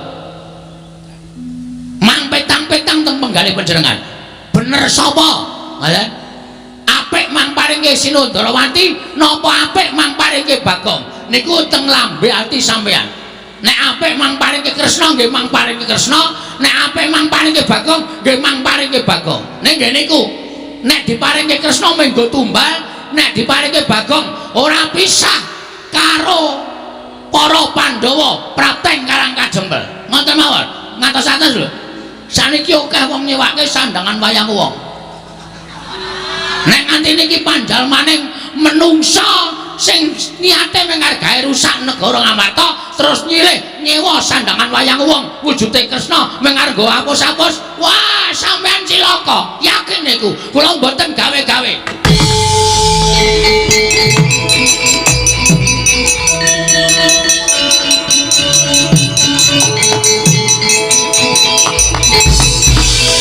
manus maring jajaran sekertane bawana iblis lanat Bagong pono kawan Bagong diar kowe. Aku ora iso omong karo kowe to, rasa sok gawe masalah. Ora sok gawe perkara. Lho, kowe ngunek-unekke sinuwun Ndarawati kakangne nesu. Terus? Kowe kakangne sapa? Kakangne Bagong. Kakangne nesu kok kakangku ora nesu? Anggo ngopo aku nesu ngewangi karo kowe? Dewangi to. Ponokan Bagong. Wonten dawuh. Aku tak takon karo kowe gak wangsul ngopi takonku andi pertitis. Derajatmu ya apa? Derajatmu ya apa? Batur, kok ngene kok ratu. Nggih batur lho ya Ponokawan. Ponokawan ki papane ngendi? Teng isor. Kula menika namung kere, kula menika namung Gedibal 17. Ing antase derajatmu ki wing batur kok drangap-drangap ucap mundur wili kaya grojokan. Kowe wani nyes Pranoto Ndarawati kuwi adikku lanang. Terus. Wah aku diwangi terus. Aku suwe-suwe teratapane. Terus wae wangsulan ora apa-apa. Nuwun sewu, kula niku mboten ajeng wantun, kula niku mung ngereske. Kula niku mung benerke, ning cocok mboten. Nek pustaka Jamus Lima Sada niku ajeng dipethet teng Ndarawati nggo tumbal niku mung dipendhem. Nggih to? Monggo nek dipendhem niku ora bali. Kula ngemutke sinuwun Prabu Darmakusuma aja nganti gampang maringake pustaka Jamus Lima Sada. Napa kula ngenten iki salah? Salah. Salah kula nggih napa? Kowe salah ora nyawang karo derajatmu. Nuwun sewu Mas. Saniki kula tak takon, sampeyan iku titahe sapa? Titahe sing gawe urip. Kula ya titahe sing gawe urip. Kowe karo aku ki padha Mas. Sing bedake men derajat karo pangkat. Mboten, nek di mata Tuhan kita itu sama. Sama-sama manusia. Aja sok tumindak kaya ngono kuwi, aja sok ngelokke kowe kere. Kowe Gedibal, kowe iki wong elek nyolok mripat. Dosa. Tandane dosa sampeyan aja gagas kaya ngene iki, aja ngunekke kawula sing elek kaya ngene iki, aja ngunekke kawula sing ringkih kaya ngene iki. Sampeyan iso dadi ratu niku mergo tak coblos rai sampeyan. Gong, kowe le omong malah dadi masalah iki. Cerewet kowe meno. Untal dasmu sisan. Kon ngewangi ora gelem malah meden-medeni wis kowe tengok. Alah denane wis bacot wani ya wis bacot nyemplung kali. Wis terus jaman kari ndodok. Lho. Kok mung kari ndodok piye ora? Samane ngunanae karo Bagong kleru. Napa kula kluput? Kula kemutke ratu Gusti kula. Napa kula kleru? Kula nglempetke ratu Gusti kula. Prabu Puntadewa niku ratu Gusti kula. Nek ratu Gusti kula enten napa-napa nganti cilik lara gedhe mboten wonten terus sing mbayari kula ben sasi sapa? Kula wajib ngemutke ratu Gusti kula sing kleru. Apa kaya ngene iki dianggap salah? Salah perkara derajat pangkat, derajate nggo endi, pangkate nggo endi? Kula tak takon karo sampean. Sapa-sapa arep digetak, sapa-sapa arep digetak. Dumeh dadi ratu galak. Tangger iki wis saiki ayo. Muni ya. Ombo-ombonan cangkem, ombo cangkemku kasih. Sero suaraku kok. Lho, ora lho iki tenanan. Sing tau nek kowe meneng wae kok kakange nesu-nesu iki ngopo? Mergo aku tresna karo adikku lanang. Terus? Kowe tresna ora karo aku? Nek kowe tresno kowe muni ngono iki lho, men aku marem lho. Amoh, ku setan iki. Ora gelem muni ngono to? Ora. Kowe wani ngasmane Kyai Prabu Ndrawati padha karo wani karo Nata Mandura Prabu Baladewa. Kowe wani ngelani jajane Kyai Prabu Ndrawati padha karo wani karo Nata Mandura Prabu Baladewa. Kowe ngilo karo kahananmu. Ing ngatasi Semar Wurang bangun kayangan iki Semar iki derajate apa coba aku tak takon. Semar iki derajate apa? Aku tak takon kok wani bangun kayangan. Kowe ora gagat kok kowe iki ora ngerti sejarah iya, Mas. Lho, kowe ora basa karo aku. Tak basanono wong sampean wis ora ngajeni karo aku. Sampeyan karo dadi Nalendra, nek karo para kawula ngajenono. Kowe aja gleleng dadi ratu ae. Kowe aja gaya dumeh lungguh kursi sing dhuwur. Ning aku nek gelem nglumpukke masyarakat tak jak demo telung kejeping paningal rubuh saka kursimu kowe. Aja sakune-uneke masyarakat cilik kaya ngene iki tandane. Sampeyan iso gedhangkrang sila tumpang ning kursi iki mergo tak coblos, mbaya sembodo. Biyen sampeyan ning mbeseli aku pira takon dadi tim sukses, ha? Karo tok janjen-janjeni kene iki sesuk tak bangun aspal, tak aspal kene susah tak cor, kene esuk tak nehi toilet. Kabeh ya ming telek. Nek magang iki kaya janjine kaya dara kekalangane nek wis dadi lali miceng lipat. Bong sabar, Bong. Ora sabar nek ngene iki, ora wedi lho saka-saka terus. Ya wis. Aja tak eleke. Ya. Aku melek to. Lah ya engko gampang. Tak nggo bengok-bengok sedhela wis teng krujuk ya wonten. Ya rasa bengok-bengok ora. Mau mangan urang. Oh. Glepunge tok ya ora apa-apa. Lajeng apa sampean? Arep pripun? Lajeng takon ngejak apa sampean? Wis rasa keken gunung saiki Bali. Saiki Bali. Bali piye? Ora samboyong Pandhawa Bali. Kowe ora wedi karo aku. Kowe ora wedi karo aku. Yen nganti aku iku nesu, ana para kawan tak glandang nenggala, kowe mati. Salah, sampean salah. Salah, Mas. Pati uripe Bagong ora ning tangane Baladewa. Apa kowe punane sing gawe urip apa piye? Hah? Mulane aku nang ndi-ndi iki ora tau klamben, mergo aku wong ora tau wedi mati. Mati uripe manungsa iki ora gumantung karo kahanan apa wae, ning gumantung karo sing gawe urip. Arep sampean duwe nenggala, arep sampean membanggakan bahwa apa Gong? Bahwa nenggala niku ampuh niku ora tumrap sampean. Ning ampuhing pusaka, ampuhing ngaji-aji menika nek diridhoi karo Allah Subhanahu wa taala. Nek Gusti ora ngeparengake pusakamu ki ampuh, ambok tok tamake apa-apa ora bakal ampuh. Ngono? Ya jalo piye tokno nek ora percaya. Nek iso mlebu nang wetenge Bagong berarti aku dimestheke mati saka tangane Prabu Baladewa. Nek nek Bagong ditamani nenggala ora apa-apa, kewirangan kowe bol. Lho. Bol piye? Jenengmu sapa? Baladewa. Tundang bol kok ora gelem. Apa kan ngundang boyok ngono? Dhuwure bol jempol ora. Angkem ora. Wah. Ngono kok ora di karo Baladewa. Ora mboten wedi karo sampean. Bebasanipun ngaten jenengan. Sakranjang koprak ngendikaning Prabu Baladewa, kula lebetke kuping kiwa tak tokke kuping tengen. Ning sekelimah ngendikaning Sinul Prabu Duryudana. Puntadewa Gong. Wah, Puntadewa lali. Bakal kula agem. Badhe kula agem lan badhe kula estakaken dawuhipun. Para parswane jajalan. Yen ngono cecok kowe wani karo Baladewa. Cecok kowe wani karo Baladewa. Wis saiki bali kono karo bapakmu. Bapakmu iku kon eling, bapakmu iki kon mulat karo kahanane. Bapakmu ki wong sekeng, bapakmu ki wong ora duwe. Kok arep bangun kayangan iki gablek apa? Mbok kon ngilo karo cengele. Mbok kon ngilo karo kahanane. Bapakmu ki wong melarat kok bangun kayangan iki ora ndelok karo kahanane bapakmu kuwi.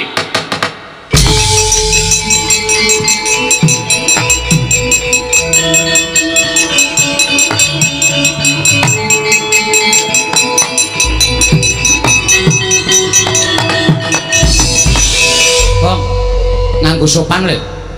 Kok njur ngadeg metenteng ngarepe Prabu Baladewa. Truk. Iki wis kelewat ukuran menungsa iki. Tegese piye? Sing dinyak udu aku ning babe. Babe sapa? Babe Semar. Ayah.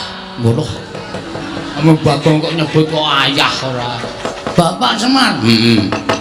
Bapak ki wong sing paling tak hormati, Truk. Piye sapa ngendikake bapak ki tangan tengene sing gawe urip. Mula sapa sing wani karo bapakne kuwi bakal entuk hukum sing ora ana pangapura selawase urip. Siji, bakal nampa rekoso uripe, angka loro lawanging kanugrahan ditutup. Wong urip ning donya iki nek lawanging kanugrahan ditutup, arep ngopo wisan? Wis ora duwe pengarep-arep apa-apa. Mula ning ngani bapakku dieceh karo Ratu Mandura sing jeneng Baladewa iki. Baladewa iki aku ora trima lho. Gong iki malah dadi geger kriwikan, dadi grojokan, geguyut, dadi tangisan. Nek kowe ra wani mulya. Mulya ngono. Kalakonane dhewe nang kene. Edan Malah nyemprot-nyemprot idune. Aku ora ngraup to. Hus. Prabu Baladewa. piye? Kowe aja sak kepenakmu dhewe ngonekke aku. Rada mundur sini, Pun. Iya. Mundur apa tak nesoni? Iya. Wis ngene iki ra wedi sapa-sapa. Karepmu piye? Kowe ngonekke aku kaya ngono. Karepmu piye kowe ngonekke bapak? Melek mripatmu kowe. Kowe ngonekke bapak wong sekeng gedhi bal 17, wong elek nyolok mripat. Tok sawang saka ngendi, ha? Aku wis ra nggo basa-basanan karo kowe. Percuma kowe tak basani. Wong kowe iki duwe derajat, duwe pangkat. Ning kowe ora ndek unggah-ungguh, ora ndek tata krama. Kowe ora mbasani karo Bagong. Monggo kudune kowe basa karo aku. Tuwa aku mbangane kowe, ning kowe batur, ning aku wong tuwa. Gong, ben pokoke kudu tak luwih seru pokoke. Ana seru volumeku tak gedhekke. Terus saiki kowe ngecek karo bapak wong sekeng. Tak tonton saka ngendi aku tak takon. Kowe takon wong semene iki sing do kerep ndelok wayang.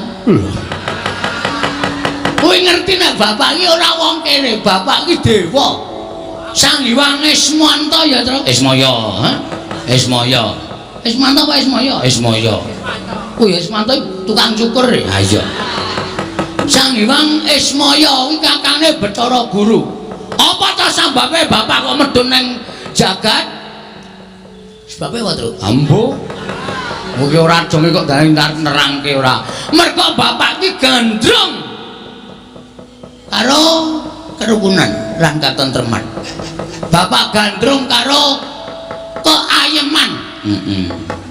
Bapak gandrung karo kerukunan ana ning jagat moh dadi dewa. Bapak ki nek gelem dadi dewa kae ning kayangan paling dhuwur. Kae bintange 3.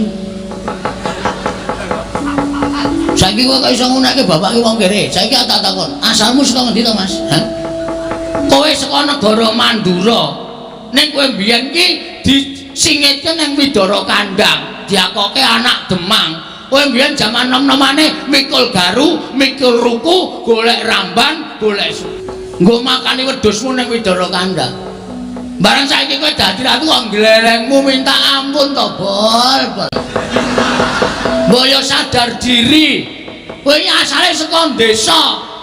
Wong iki aja ninggal karo lanjarane. Wong iki nek ninggal asal mula bukane duwe derajat ora suwe, duwe pangkat cepet tetel, duwe bondo donya asat saben dina. Lho tenan aku ora goro, ya, Tru? Heeh. Hei, balik ngono.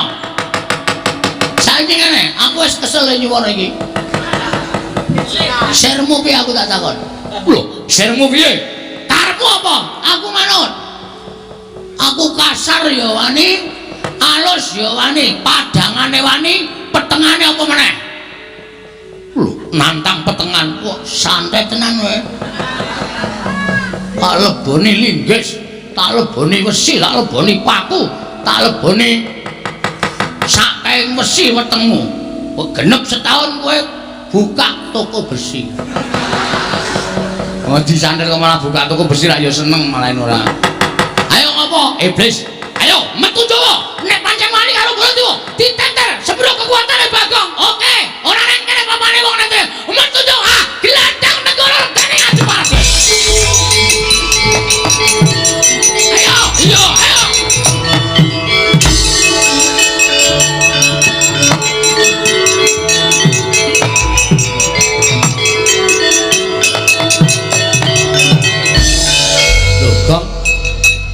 meneh.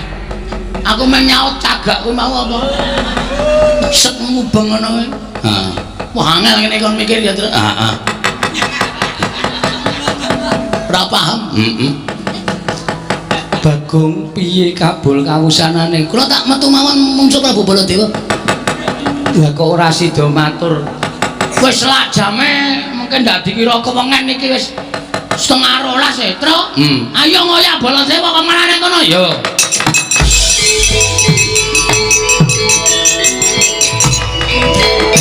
Boten nginten bilih kamontranipun praja Ngamarta tumunten kados mekaten Yayi. Malah kula menika istrinipun lingsem dene Koko Prabu Mandura lah kok nglanggati pikajanganipun para Panakawan. Kepareng paduka kados pundi menapa kliranana kula medal Jawi ngemutaken dhateng Koko Prabu Mandura sampun ngantos kalimputing patrap. Inggih Koko Prabu kula semanggaaken. Namung kula suwun sampun ngantos dadosaken pasulayan. Kula nyuwun pamit Yayi Koko Prabu sembah kula nderekaken jengkar paduka.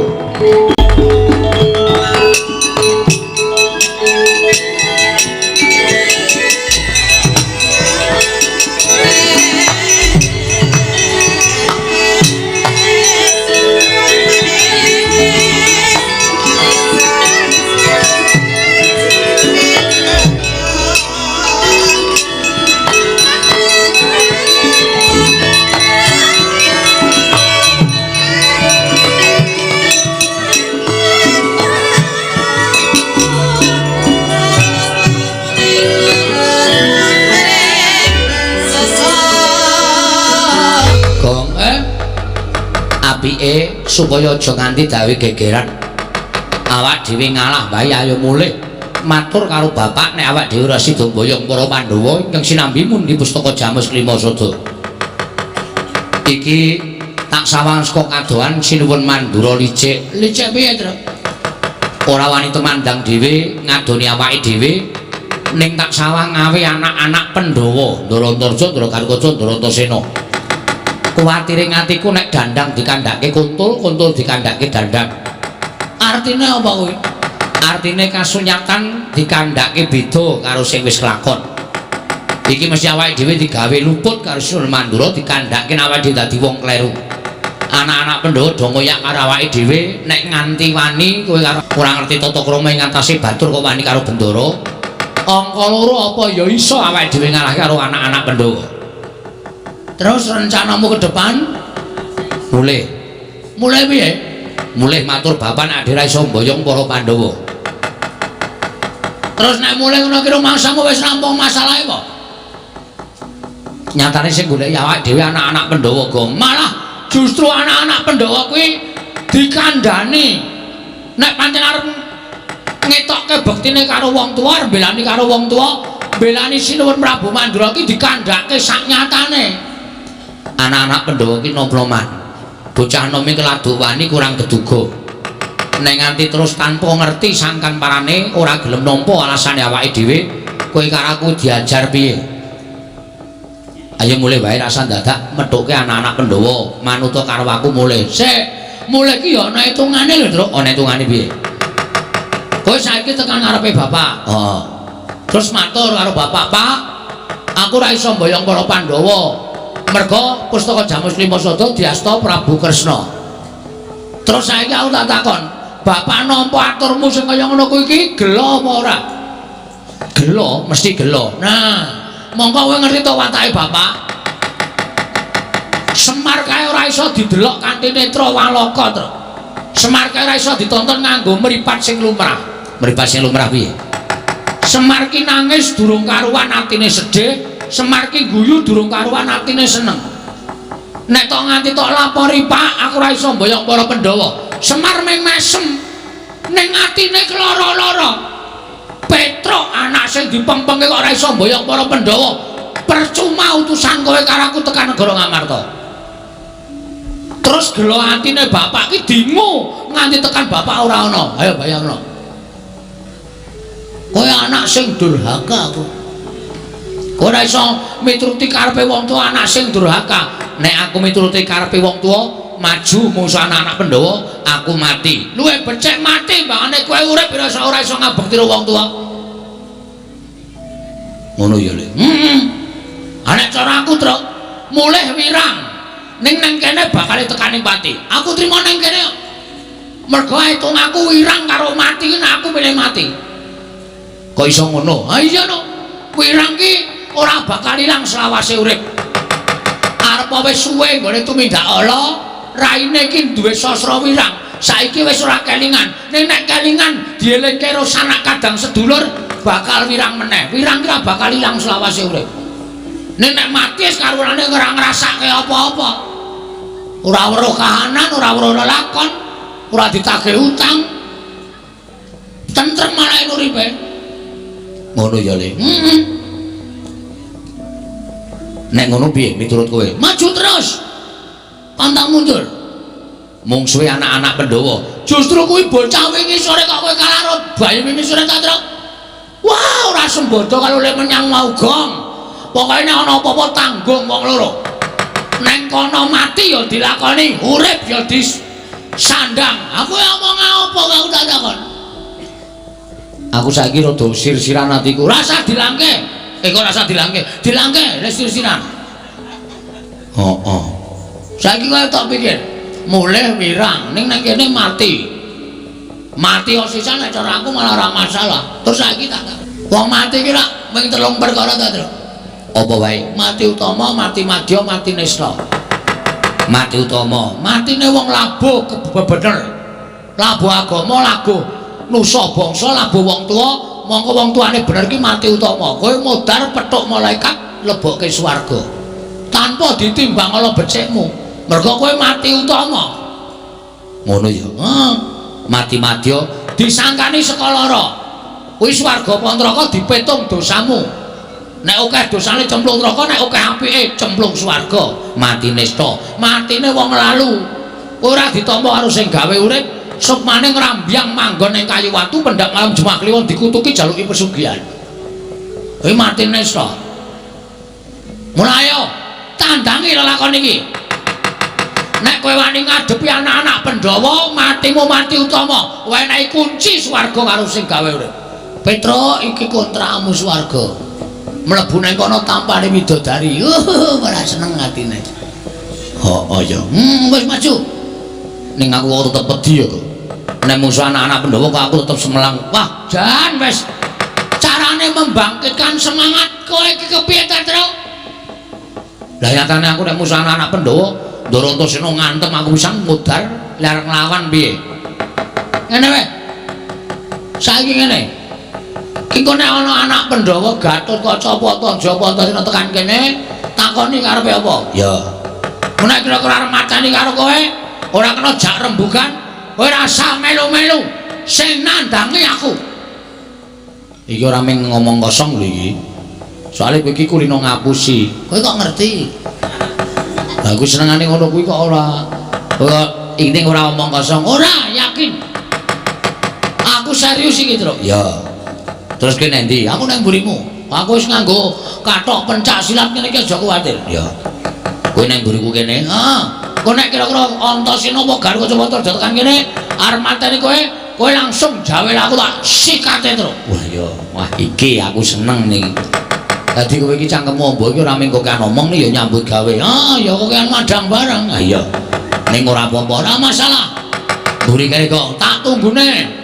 Aku siap-siap kowe nek ketemu sapa wae takono arep mateni kowe, arep mateni aku jawilen tak ajae terus. Ya, tenan ya kok, tenan aja kuwatir.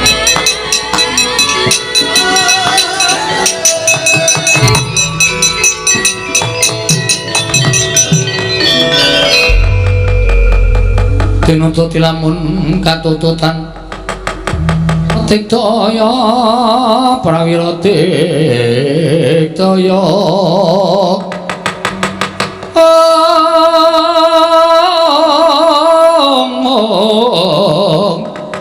Ranggana magawe gelari rawang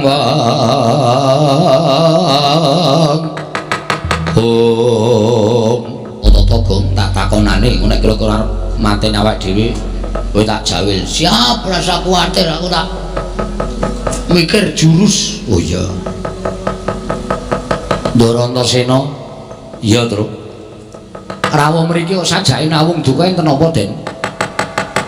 Panjen kepara nyata, kowe tak takoni ngaku ya, Truk. Nggih, kula mboten ajeng goro kalih pepundhen. Jenyatanipun sampeyan niku bendara kula mboten ajeng goro. Truk kowe tak takoni, nggih. Kowe wani karo Siwa Mandura ya? Oh nggih. Lah pripun to? Yen kowe wani tenan karo Siwa Mandura, aku dikongkon karo Siwa Baladewa kon goleki karo kowe, kon bondo tanganmu to ngrincung sikilmu. Nek kowe ora gelem, nek kowe bangga aja nglakon dosa, aku bakal mula sara karo kowe. Mula mapano tak bondo tanganmu tak krincung sikilmu dina iki Petruk. Mangkene to. Dirembug sik perkarane, rasa dadak bukan perkara. Kowe wani karo Siwa Mandura padha karo kowe memirang marang pasuryaning para punden Pandhawa. Memirang karo anak-anak Pandhawa, kowe abdi sing ora ngerti tata krama, abdi sing ora ngerti unggah-ungguh. Kowe mirang-mirangke pepunden Pandhawa mongko manut tak bondo tanganmu tak krincung sikilmu Petruk. Ayo Gong, Gong, ayo. Gong, sik wetengku lara. Wetengku lara bandi. Lah terus piye iki? Sik lara tenan iki, lara sak ndur-ndure barang gitu. Apa? Waduh, tekan pulung ati ya Truk rasane. Asam lambungku munggah. Ya rasa mikir werna-werna, kanane kaya ngene kon tak mikir werna-werna. Asam lambungku munggah tenan. Jak omong aja Truk. Iya. Mun wis mari tak gebukane. Iya. Siap lho Nino, siap. Mangri enten. Perkara kula ajeng mangcekel monggo ning nuwun sewu. Sing jeneng wong niku adil-adile nek sampeyan niku nampa pelapuraning Ndara Baladewa, ning ya sampeyan nampa atur kula tegese loro-lorone disuwuni keterangan. Nek pun keterangan loro-loro niku pun mlebu teng sampeyan, mangsaring sing bener sing pundi, sing puput sing pundi. Perkara Petruk ajeng mangboto bandanen. Petruk ajeng nglebokke pakunjaran, manglebokke pakunjaran mboten napa-napa. Mboten. Ning kula tak matur, apa to sababe kula kok wani karo Siwa Mandura? Niku wonten perkarane. Perkarane apa? Sing wani niku dudu kula. Lho, sapa? Niki, Dower niki. Adi kula niki.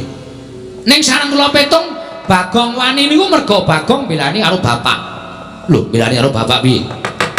Kula dikongkon karo Bapak Semar. Yo, dikongkon. Angger dikongkon teng negara Ngamarta, bapak niku ajeng bangun kayangan. Bangun morale para kawula sak negara Ngamarta. Syaraté Pandhawa diaturi rawuh teng Karang Kadempel, sinambi mundi pustaka Jamus Myang Jimat Klimasada.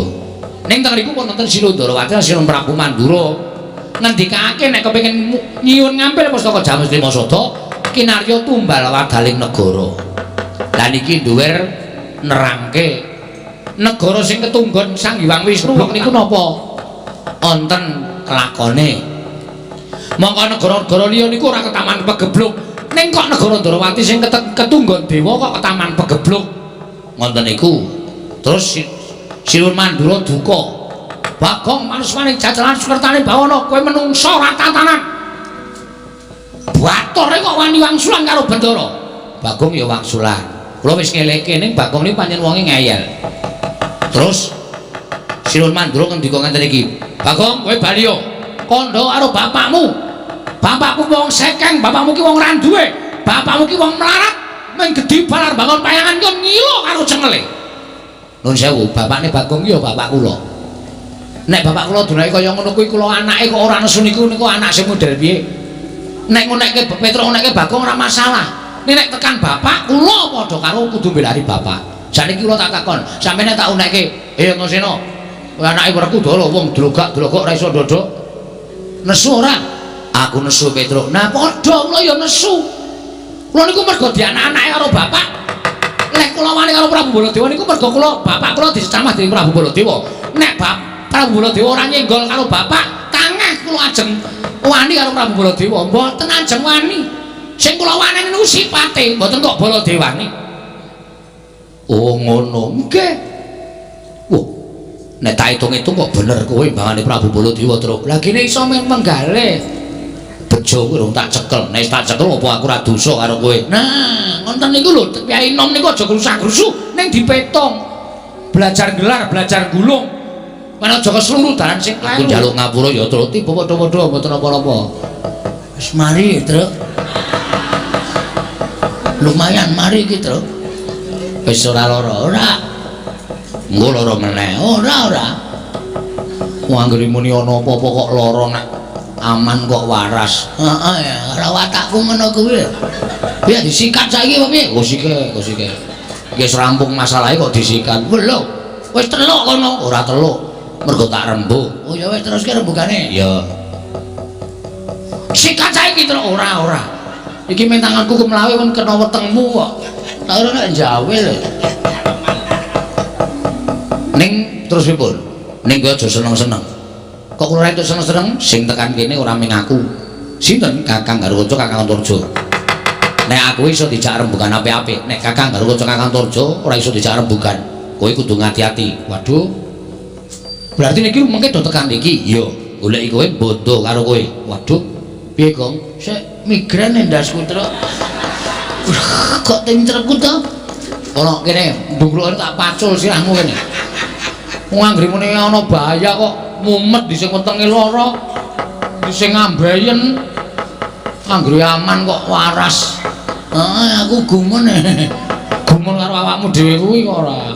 Heeh. Lah terus kula kene pripun? Ora usah kuwatir. Ning aku njaluk karo kowe ya, Truk, nggih. Nek kowe dikapak-kapake Kakang Garwaca, kowe aja bales, kowe manut wae.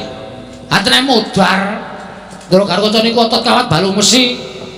Uyuhe wedang kopi Wis Gong, wis Gong, wis. Gong, ya wis.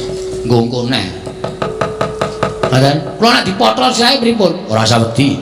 Nek kowe lara tak tambani, nek mati tak uripke. Nganggo napa?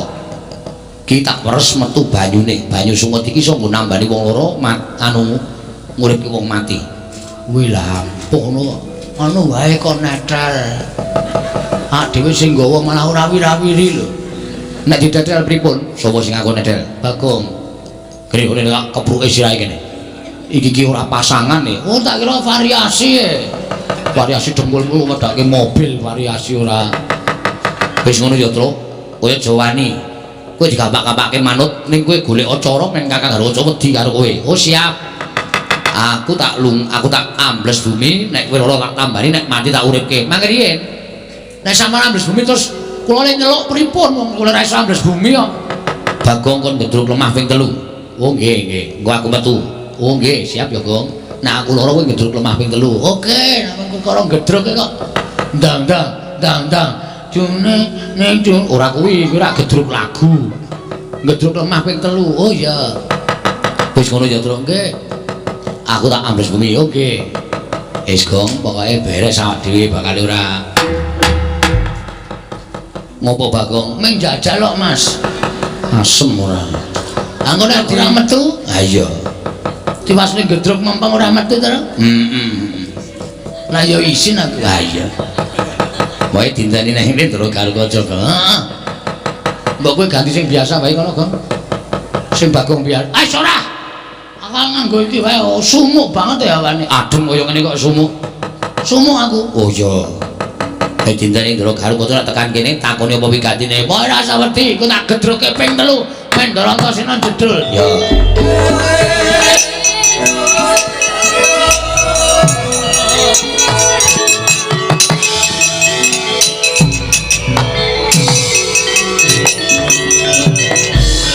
Kiri kotot yang Gatut Kaca kinon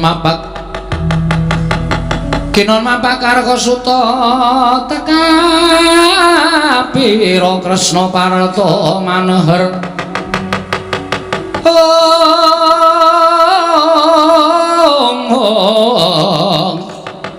Parta maneher sakti ing ujaran wang-wang semunggar cita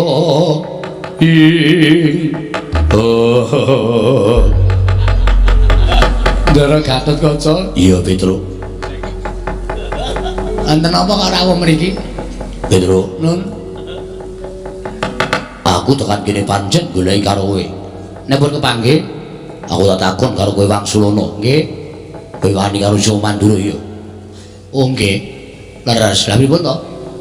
Didhawuhi dening Sio Mandura, Gatut Kaca golek ana menyang ngendi papane Petruk.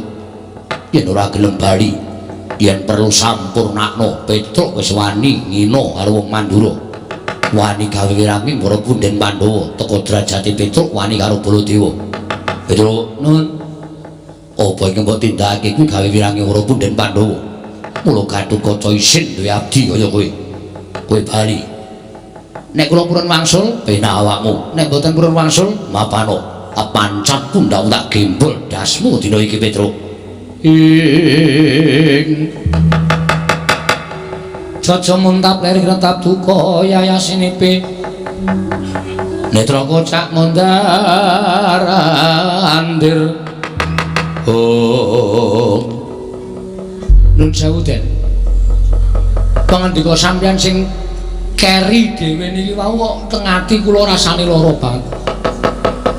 Pangandika sampeyan sing keri dhewe niki. Teng ati kula rasane kok larane ra jamak-jamak. Nun sewu lho Gus niku wong tuwa. Sampeyan niku ora ana separone umure Petruk. Sampeyan niku ora ana seprapate umure Petruk. Selagine wong tuwa sampeyan Ndara-ndara Pandhawa niku kula sing ngomong wiwit cilik kula ya ngerti. Dewasane Ndara Pandhawa, Sinuwun Puntadewa, Ndara Werkudara, Ndara Janaka, Ndara Klasdewa niku ora tau nyuwarani elek karo Petruk. Lah kok sampeyan bayi niki sore? Sampeyan mentolo ngunekke Petruk, Petruk pancat pundakmu, tak gembol dasmu. Tuwanen. Lah niki waktu kok malah nangis, Truk? Cerewet meneng wae kowe. Lha iki wong gerang. Umur kula wis pinten-pinten apri kok ora tau disuarani elek karo sapa wae. Nek sampean pancen mentolo mateni Petruk, mang mateni. Lha sadek tak kan gunung. Mang mateni mboten apa-apa. Nggo mang botol sirah kula. Mang botol Den. Kula percaya sampean iso wong sampean niku satriya sekti, satriya digdaya. Sampeyan tau dadi jadi teng Kawah Candra Timuka. Sing ngetutke sapa? Kula teng pinggir kawah. Nganti sarung kula kobong. Mergo kula ngetutke sampeyan, kula tau njaluk ijol, ora tau. Niki netepi kewajiban kanthi lahir batin. Ning bareng dewasa sampeyan mung dilapori karo Prabu Baladewa. Nek Petruk tumindak kaya ngene ora gelem nampa keterangane Petruk. Kok terus ajeng mentolo mateni karo Petruk. Mboten napa-napa. Mboten napa-napa mang mateni Petruk. Santai wae, Petruk, santai wae. Radang ngrekos-ngrekos ta. Suarane dingku sesuk bengi, sesuke bengi, sesuke bengi, sesuke bengi. Lho ati kula nek cara sampean kaya ngene iki. Nggo mang pateni kula. Mang pateni pun mang botol. Mang botol niki kula drat-dratane tenggen guru niki. Nek sampean mateni karo Petruk, nyawane Petruk munggah teng kayangan, teng swarga ketemu karo Prabu Pandhu. Sampeyan ngerti Prabu Pandhu sapa? Kanjeng Hyang. Nah, kene paham. Prabu Pandhu takon karo Petruk, Petruk wis mati. Nggih, pun tek batrene. Sapa sing mateni, Truk? Sing mateni putu sampeyan. Lho, putuku sapa? Anake Ndara Werkudara sing nami Raden Gatotkaca. Kowe salah apa? Kula mboten salah, kula mboten kleru. Yen ngono putuku Gatotkaca sing kleru tak golekane menungsane. Yakin niku kejadian kaya ngoten niku. Mergo Prabu Pandhu simbah sampeyan niku arepa ratu ning jagat, ning tresna karo Petruk, ora tau nyuarani karo Petruk. Yes.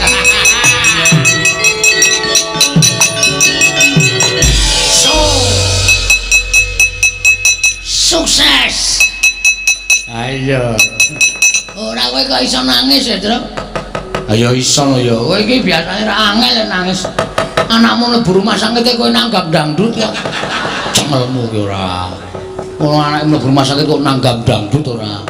Kok iso nangis? Ayo nggawa brambang tak leleke mata. Mengkari jewewek lho wis metu kabeh. Ndara Gatotkaca tak critani terus raine saya pucet. Terus klepat mabur ngambandir Gantara. Wah pinter kowe gawe sandiwara. Ha iya. Satriya loro kalah karo kabeh. Heeh. Kari siji didumdil ya to. Didumdul piye? Didumdil kok didumdul. Didumdil piye? Didumdil gandeng aku wis ngalahke loro mingkari Antarja. Tandang ngono. Waduh. Mbok kowe sisan. Lah terus kowe nyambut gawe apa aku tak takon? Nang burine terus Ayo tro, ming dolo pita. Kowe genti nyambut gawe aku tak ngaso, ki mung kari Ndarantarja. Piye caramu? Kowe kudu iso nggunakake cara. Kaya aku iki lho nganggo sandiwara ngene iki mau sandiwara tak ewangi nangis. Oh, iki nek dinggo. Antarja iki ampuh. Ampuh. Putu ula e. Putu ula piye? Mbahne Ndarantarja ki dewane ula. Nek nganti nesu, wah, matek aji ula sak donya goleki kowe kabeh. Masa? Ula werna-werna? Ula werna-werna. Kowe lagi tengok-tengok parani ula. Kowe lagi turu jejere ula. Kowe lagi adus parani ula. Mongko ula demung macan, lare angon, ula welang, ula weling, bandotan macan. Oh, ula. Ula sendok sing paling entek-entekke go. Apa? Kuwi kaya sego goreng yo entek, kaya bakmi yo entek. Aku tak ketemu ula sendok terus. Arep ngopo? Arep nyiduk. Arep nyiduk ora. Wis ya, ditandangi ya. Aku tak ngasuh nang wit gedhe ae. Ngisore ketok iyu banget, kuwi mlikare kok kaya penak banget. Mun nek wangi goleki kowe, omong nek aku ora ono, siap. Nek wong ngeyel tandangi le, anak Semar kok jile. Oke. Lakonane terus ora usah melu-melu, Antarja ketok takoni goleki Petruk, sampluki gong.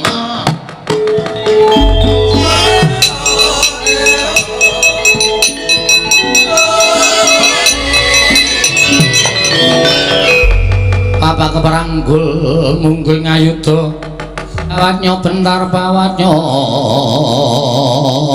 bentar.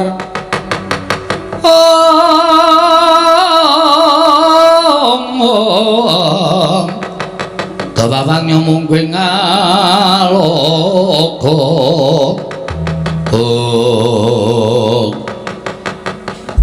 Ndarantarja. Yo Bagong, aku sing tekan kene. Kowe gatosipun goleki Petruk. Kowe ngerti Petruk apa ora? Ngertos? Korene. Oke. Terus? Sing digoleki kowe kok. Wah, jan. Aku ora iso omong to nek goleki aku ora ana. Pokoke didum nyambut gawe didum wong loro. Kok aku muni ora ana? Ora ana. Aku ngapusi, ora apa-apa.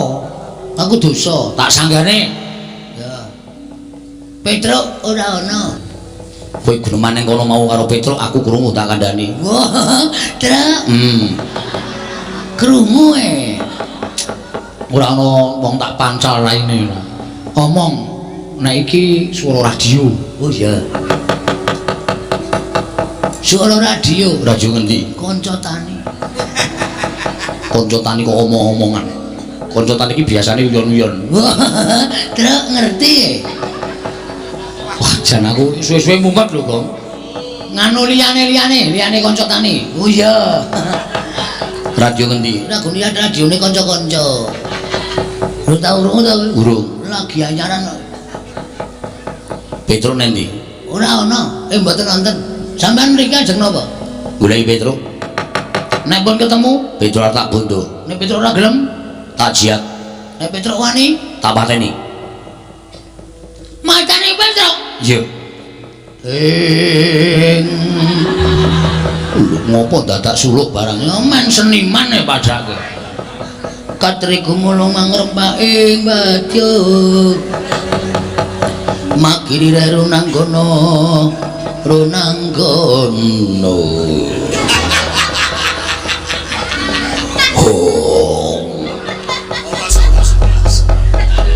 Suluk ora pethoke kok.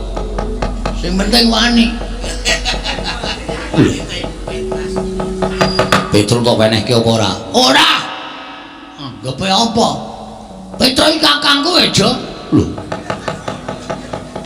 Kok piye? Jenengmu napa? Antarja. Dundang Jo ora gelem. Kon ngundang ngontorno piye? Busine nggo nendi? Ya sakar mulai ngundang. Ah, ngono wae manut. Petruk iki kakangku, Mas. Petruk masuk angin wis tak tileki. Nek perlu tak goneng rumah sakit. Tak infuske. Man Petruk ki waras. Aku Petruk diame-ame patine. Kowe iki duwe hati ora, Jo? Petruk Petra ki abdimu lho, abdine Ndara Pandhawa. Kok mung perkara kowe dilapori karo Baladewa arep tegel karo Petra. Menungsa apa kowe? Lho. Malah ngune-uneke karo aku. Tak une-uneke kowe mergane nom-noman goblok. Ora iso gagas nganggo nalar sing genep. Yen kowe ngune-uneke karo aku tegese kowe wani karo Antarja. Sing tak wedeni apamu? Tuwa aku mbangane kowe. Kowe wani karo aku kowe kualat. Nek aku wani karo kowe wis sak mestine mergo aku wong tuwa ngajari karo Cano. Wiradala. Ora wiradala iki tenanan iki. Ayo ora guyon iki serius iki. Apa mbok anggap aku wedi karo kowe? Apa mbok anggap kowe putu dewane mula terus aku wedi karo kowe? Ayo ndi tono ulamu. Ora wedi aku, ulamu dawa-dawa jirih-jirih. Ulaku cendhek ning kendele ra sama-sama. Ha. Piye? Ngerong-ngerong mrene ya. Sapenake dhewe ayo. Anggepmu apa? Yen ngono kowe wani karo aku Sing tak wedeni apamu? ora minggat sembur melonyoh awakmu. Piye? Muni piye kowe? Sembur melonyoh awakmu. Hargae melonyoh awake Bagong kok. Bagong ki digodhog kowe ora tetel tak kandhani. Kok mung disembur. Kowe ngerti ora? Bagong ki anake sapa, Jo? Bagong ki anake Semar. Semar iki sapa? Semar ki Sang Hyang Ismaya, kae kakange Bathara Guru. Mula Semar ning jagat ki janjane digdaya, ming Semar ki ra tau pamer, ra tau umuk, ra tau ngandhake nek dheke sekti. Ning anak-anak ya diparingi aji kasekten dhewe-dhewe. Gareng kae diparingi aji pencopetan. Petruk pengglibengan, aku pendodosan. Kabeh digawe aji dhewe-dhewe. Nek arep jajal aji-ajine Bagong sing diparingi karo Semar, aku mongko wis diweling. Bagong, kowe kena nggunakake aji-aji iki mergo aji-aji iki ampuh tenan. Tamake gunung jugruk segara asat. Nek ming gunung tok demek iso jugruk, segara tok demek iso asat.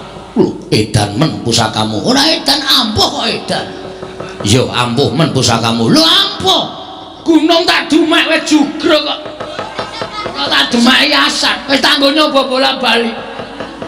Aja kok ming siji gunung loro tak demek jugruk kabeh. Balik meneh. Jugruk ngiwonengen kabeh. Segara tak demek iso asat. Ha nyoba piye?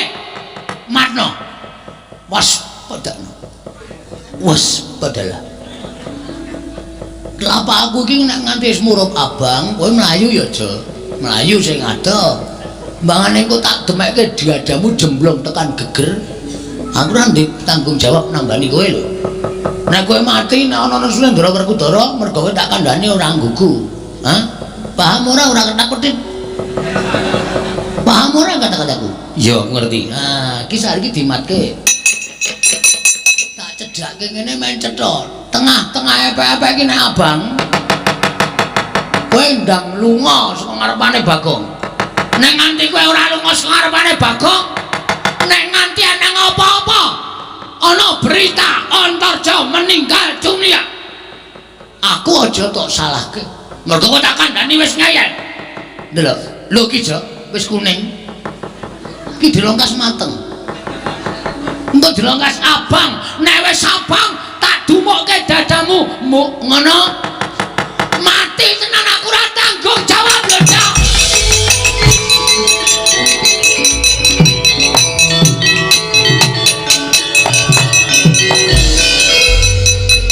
Kok kapake, Gong?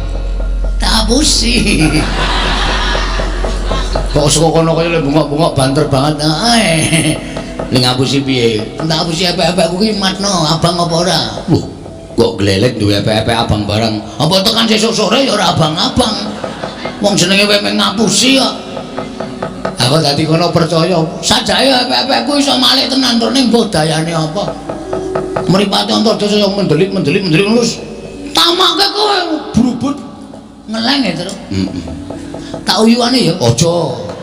Kaya jangkrik wae terus metu ora. Engko nek anu, wah ampuh tenan ya. Heeh. Gong, ana sing joget-joget kae sapa kae? Endi? Kae. Angguk. Udu. Kae lho. Heeh kae lho ana lho kae. Oh ada. Ana sing pentas angguk Abimanyu ora iso mabur. Kudu kae lho sing dhewe kae lho. Wah, Pragota. Heeh. Kae dudu Bendara, dudu sapa-sapa truk. Patih Mandura. Nek kira-kira arep nyekel awake dhewe Diajar wong loro. ya manut le.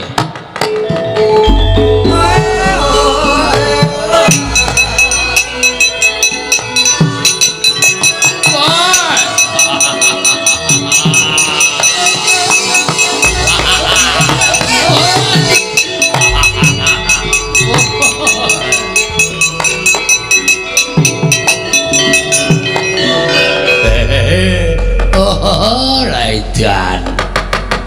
Petro nggih Ndara Pragota ya. Wah. Asing bulucul klambi sapa e? Bagong. Wah setan tenan. Batur anti tata krama nganggo trening abang leteke ra jamak-jamak. Taleni kolor putih. Kaya awake api-api. Ora tau wadus meko kaya ngono. Wah. Waduh, glelenge ra jamak-jamak. Wah, lengane ditato ula. Wah, kaya apotek. Aneh-aneh wae. Nek aku mati Bagong ki pancen wong ya lucu tenan. Rupane kaya ngono, ngayane ora jamak. Aku ki perang kok malah guyu terus. Liar perang sok kapan.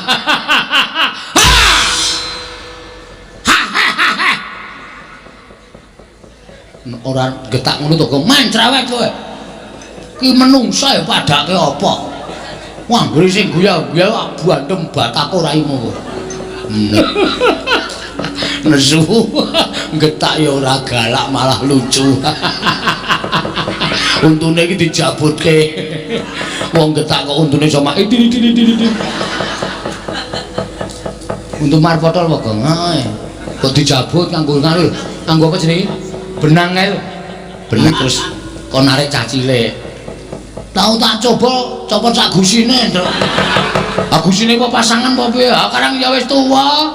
Gusi ki ra ya. Aku kulino dienggo. Heeh. Dadi kendho gusine. Ndara Pragota, ya. Ajeng napa? Nyekel kowe. Wah, cekak aos, Truk. Heeh. Langsung wae.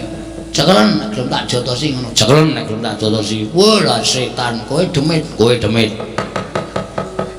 Wani karo Patih Mandura. Sing tak wedeni apamu? Sing tak wedeni apamu? Wah, ora minggat no candak mergani patimu. Kene, mergani kowe rasa omong terus. Aku tak omong dhewe. Ya, ya ra nesu, Truk. Senyum to, moh. Senyum untumu ki lho dicabut ki lho. Ngomong kiwir-kiwir iki ra risi kok. Ora malah apik kaya kanggo mong iso ngono kuwi. Mbok nek kelek mbok men malah ra wareg selawase mati dari aku pangga tak ayoni Ndara Pragota.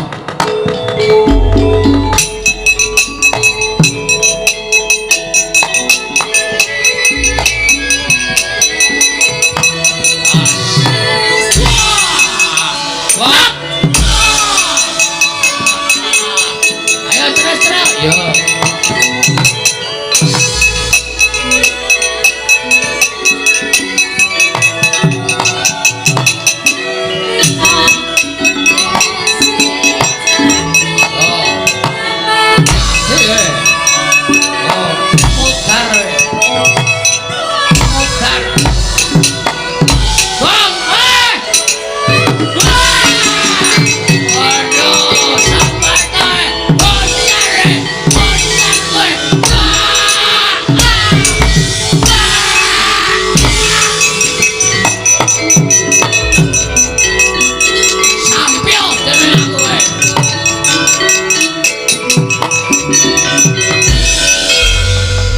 Mentuk palu gedene semono kae.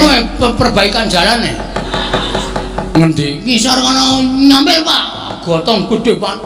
Cucuke ndase Pragota modar kalau gedhe abikan kejet-kejet. Nek nganti mati karemu lho, Kong. Iso mati kok? Ya iso. Pragota iki iso mati to? Iso, iki menungso e. Waduh mongko nggon pas mburi kene iki, Truk. Wah, gagar otak.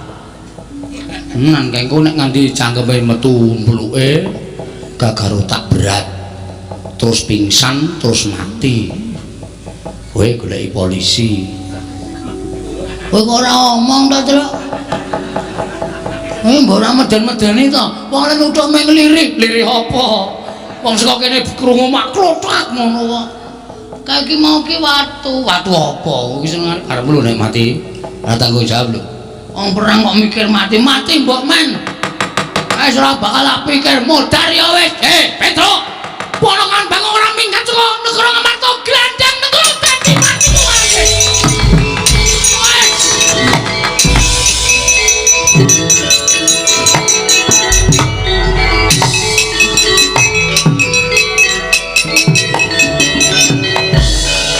Wah. Untung cekat-ceket ta. Sinuwun Mandura tak rungokke lah kok duka ya siripe Petro kan nombor ora minggat saka negara Ngamarta glandang nenggala.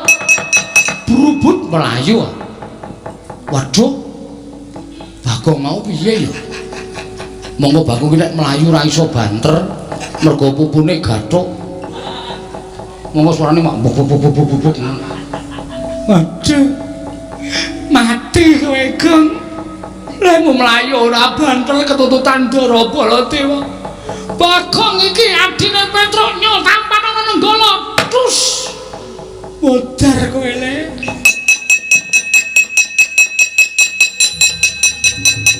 Lho. Iso slamet, Gong. Asem aku ngojek e. Lho. Ngojek? Lah ora iso mlayu kok. Oh ya syukur nek kowe ndek ide ngojek. Kowe klepat mlayu aku arep mlayu wis ketinggalan ado. Ana ojek cecek tak cengklaki. Oh. Wah, mlayu kok. Mbak sing ngojek iki tuwa. Montore Yamaha 75. Ayo. Dadi ming suarane tok sing seru. Mlakune ming 20. Masa ojek diselip Baladewa? Baladewane ngelip bedhagang ora apa-apa aku merem karo ngangkep tukang ojek. Helme kanggo. Oh. Oh, tak walek helme. Sing ketok cengelku dadi ra weruh rupaku. Ha iya. Slamet yo, slamet. Yo bali, Gong. Hah? Ayo bali saiki wis wancine bali. Nek maju modar. Jare kowe wirang karo mati, pilih mati. Terus ngapa iki? Iso ngalake anak-anak Pandhawa kok bareng kono bantongane metu kok kene bantongane ngejak mulih. Ora gayeng iki. Terus maju terus. Aku mati nek maju. Ingat. Mati utama langsung swarga. Mergo kowe mbelani bapak. Oh iya ya. Wis malah tentrem ning swarga, Tru. Ora usah ngliwet. Ora usah godhog wedang apa-apa kebutuhan dicukupi karo widodari. Kowe ora digoleki mendring. Ha iya. Aku iki bangetan ember barang ya kredit kok ya. Ora wong ora duwe kok. Wis ben sak arepku kok ya. Wis modar wae ora apa-apa. Dengkulmu mlocot ora. Nek ngono terus iki piye? Wis ora usah wedi, kowe tak sangoni gaman, maju. Asli to aku ora goro. Bapak bangga denganmu. Nek nganti kowe mati, kokot jasadmu tak go mulih karo bapak dipendhem ning Taman Makam Pahlawan. Iki Petruk sing belani karo bapak. Dikai gendera kaya pahlawan sing wis gugur ning Madyalaga. Oh iya, Gong. Oh iya, santai wae.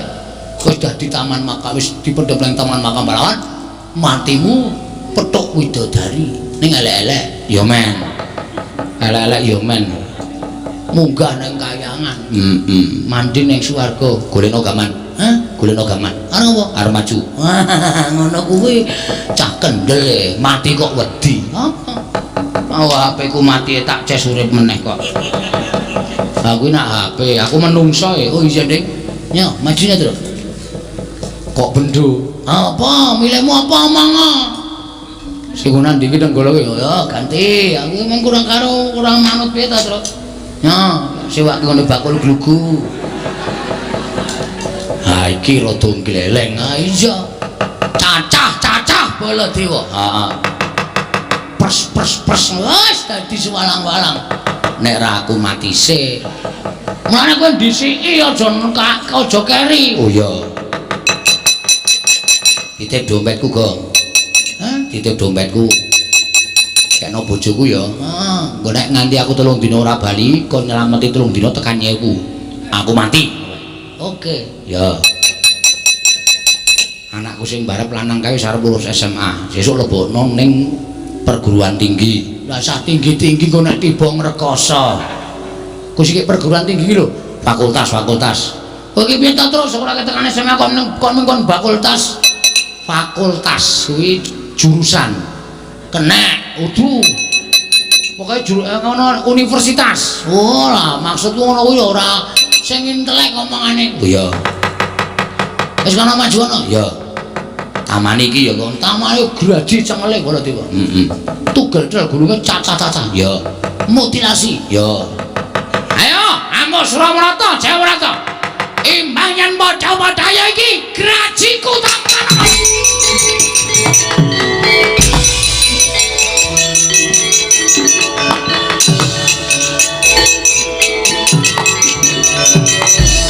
Wah, panus main jajaran tebes lan menungso ra tataran. Wah, dalah. Iki Petro nggawa graji yo iki. Sak entuke pokoke. Mung suwe nenggala kok iki pamuneng satu seti. Tamake Gunung Jugruk Sekorasat. Iki tau tate kramas gedhe Nalendra. Iki tau nggo nyolong wit kambil ping 3 ra konangan. Walah setan apa? Mati dereng aku, mati dereng. Cepet jaya wae. Ayo, kamu.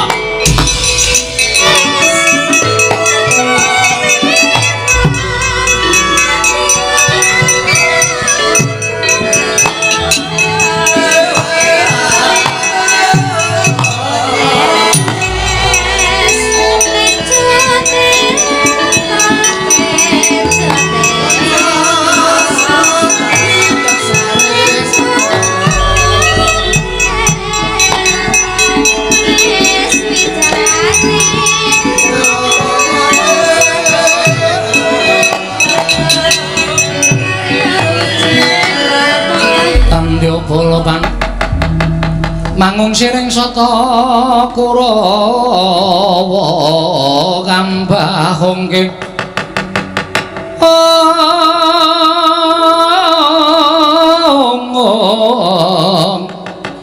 kambahongke Surakati merut layut sagung ratu Yai nyuwun mangatanipun ingkang raka tadah wadana ngantos kula mboten saged amam bengi kamurkanipun Koko Prabu Mandura wekasan mboten saged dipun silaki dados sing kanca bakah antawisipun Petro kaliyan Koko Prabu Mandura Koko Prabu Mandura mboten saged angampah mubal babaling karepson wekasan ngeliga Kyai Nenggala Petro kenging Kyai Nenggala kendang kapracondang puntal kaprapal samangke mboten dipun mangertosi wonten pundi papan pernahipun Petruk tasih gesang menapa sampun pejah. Koko Prabu mestinipun mboten mekaten lampan ingkang dumados ngelingi bilih Petruk menika Panakawan Padurka piyambak. Nggih, Yai. Sajaipun Petruk ngiwi-iwi dhateng Raka Mandura. Kasengaja ndudul kamurkanipun ing Raka Mandura wekasan kula mboten saged ngampah mubal babaring karepson Petruk ing Kyai Nenggala. Nanging sasampunipun menika wonten raos getun salebeting manah kula. Nanging kados pundi malih bebasanipun sekul ingkang sampun dados jenang mboten badhe wangsul dados sekul malih. Kula nyuwun pangapunten. Koko Prabu menawi bab menika gampil. Namung kuwatosing manah kula menawi ngantos sak mangke Kakang Semar ngertos lampan menika tumuli Kakang Semar mboten narimakaken sinten ingkang badhe saged amambengi kamurkanipun Kakang Mayantaka. Mila ingkang saking menika Koko Prabu Ndarawati gandeng paduka ingkang sagah ngendhakaken kamurkanipun Koko Prabu Mandura. Parandene gagar wigar tanantu karya kula nyuwun pangapunten paduka Kanjeng Koko Prabu kedah tanggel jawab perkawis menika. Yai, kula wonten paring dawuh. Bab tanggel jawab kula mboten badhe selah. Namung wonten sukune lan ing penggalih paduka Yai Prabu kedah paring pustaka jamus nyang jimat lima sada. Mesakaken dhateng kawula kula ingkang nandhang pagebluk. Kepareng mamaringaken pustaka jamus lima sada tumunten kula badhe maluyakaken negari Ndarawati. Mangke menawi Ndarawati sampun ketingal padhang. Tumunten kula badhe ngunduraken pustaka Jamus Lima Sada wonten Garing Amarta lan ngupadi wonten pundi dunungipun Petruk. Saestu Koko Prabu, Yayi kula mboten badhe wantun atur lamisan paduka Yayi Prabu Ngamarta. Menawi kula mekaten dinten sakmangke monggo pustaka Jamus Lima Sada kula aturi nampi. Nanging menawi nangke negari Ndorowati sampun ketingal padhang kula suwun pustaka kakunduraken wonten Garing Amarta. Lan paduka Kanjeng Koko Prabu kepareng mangupaya wonten pundi dunungipun Petruk? Oh inggih ngestaken dawuh. Koko Prabu Mandura, nggih. Sawetawis Koko Prabu kula tilar wonten Garing Amarta. Gusti, aku tinggal ning Amarta iku arepe piye? Monggo Prabu takon ning negara Ngamarta ku mung minangka dadi saksi tama atur Kyai Kresna inggih kunjuk Kyai Prabu Samiyaji. Koko Prabu leres ngendikanipun Koko Prabu Mandura, kula nuwun pamunten kula badhe mujatrosanipun Koko Prabu Mandura. Mangke menawi negari Ndorowati sampun padhang kula ngunduraken pustaka Jamus Lima Sada sinambi amethuk paduka Kanjeng Koko Prabu. Ngono Kresna. Inggih. Ya. Yen pancen kaya mengkono aku mengkari manut. Mila klaturi lenggah sawetawis wonten negari Ngamarta, Yayaji wonten dawuh pusaka kula aturi maringaken. Lan sakmangke kula nyuwun pamit wangsul dhateng negari Ndorowati. Koko Prabu monggo kula aturi nampi. Namung sembah kula ingkang nderekaken jengkar paduka Kanjeng Koko Prabu Ndorowati. Koko Prabu.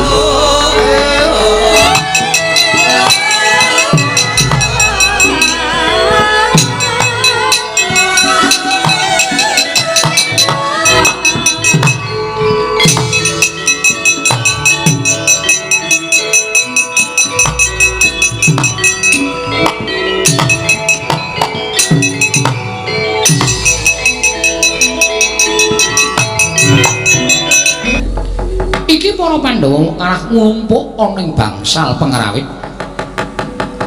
Monggo pendak-pendak pun Kakang Suwana ning Praja Ngamarta tansah sinugata panembrama ingkang banget gawe bombong penggali pun Kakang. Nanging kok ora ana ingkang paring pangandikan Yai Darma Kusuma sajake ewa nyawang pun Kakang. Ora kudara gligaping paningal kaya ora tajem. Arjuna ya semono uga tumungkul ing Kisma. Kok Prabu? Nggih. Wonten menapa menika? Gusti. Kowe kok dadak takon ana apa iki? Sirmu piye? Lagi wayahe Prabu Ndorowati mungkur saka negara Ngamarta. Nalika semono kowe sowan ana Praja Ngamarta nganti karo pun Kakang. Pun Kakang kok dadekke saksi tama bakal atur Risyadi kunjuk Yai Samiyaji. Ngandhake enten negara Ndorowati ketaman pegebluk. Mula pun Kakang mbok kanthi dadi seksi nggone Siadi bakal nyuwun kamil pustaka Jamus Lima Sada. Barang Siadi nampa pustaka Jamus Lima Sada pun Kakang ndok tinggal ning kene. Alasanmu kok nek wis negara Ndorowati katingal tentrem, aku tok petuk saka negara Ngamarta. Lah kok saiki kowe bali mrene iki arepe piye? Ya aja gawe bingung atiku lho Kresna. Setyaki wonten timbalan. Wis kecandak saiki barengipun. Iki mesti ana Surya kembar. Mboten ketingal. Wis tak uruse dhewe kok rasa melu-melu Setyaki. Nggih, ngatus-atus Koko Prabu. Yayaji. Kula nyuwun pangapunten paduka Yai Samiyaji kula aturi lenggah ingkang langkung sekeca Werkudara tentremna rasamu ya. Ora usah bingung. Koko Prabu. Nggih. Mangke kula ingkang badhe narbuka lelampahan menika. Tegese piye? Kula aturi lenggah prayogi. Arjuna kula wonten paring adab. Perangan ingkang padha lenggah ning kene iki ora ana sing tak percaya kejaba mung Siadi. Merga jagat iku wis dadi paseksen, Wisnu kuwi bibelah dadi loro. Ingkang separo mapan angganing Nata Ndorowati, ingkang separo mapan angganing adiku Madukara. Mula upama pun Kakang kuwi kembang Siadi sarine, pun Kakang kuwi geni Siadi urupe, dadi ora iso dipisahake. Janaka wonten dawuh. Marata nggunakno permana jati, nggunakno netra batinmu ingkang cetha Yayi. Sawangan pun Kakang. Pun Kakang ing nggawa pustaka Jamus Lima Sada apa dudu Janaka? Koko Prabu ketiwasan.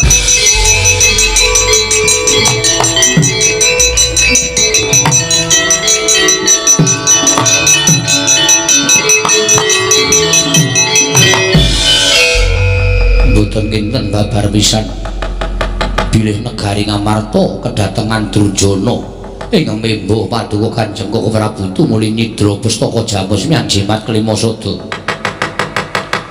wonten satunggiling durjana ingkang saged marojol saka sela-selaning garu nindakaken relik Mangendrajala Kaka Prabu Werkudara. Nggih, krungu to? Ya. Kaka Prabu mireng? Ya, lah iki terus piye? Lah yen ngono jebul sing nggawa pustaka Jamus Limasota mau dudu Yai Kresna. Arjuna seksinipun. Menapa Kaka Prabu bareng ngadang kula panengah? Ya ora. Ning lah terus nek rampung piye kahanane kok dadi kaya ngene?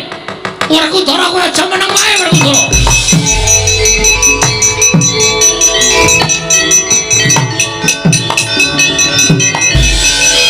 Kresna kakangku. Wit biyen mula Werkudara ki nggone wong wutuh apa anane. Najan kanthi pawadan kowe nggunakake Janaka mbok nutupi awakmu. Nanging Werkudara percaya karo paningalku dhewe. Ilanging pustaka Jamus Limasota diboyong dening wujuding Kresna. Mula baline pustaka Jamus ya saka kowe, ora ya saka kowe. Yen nganti ora iso mbalekke pustaka Jamus Limasota, aja ngaku kadange tuwa para Pandhawa.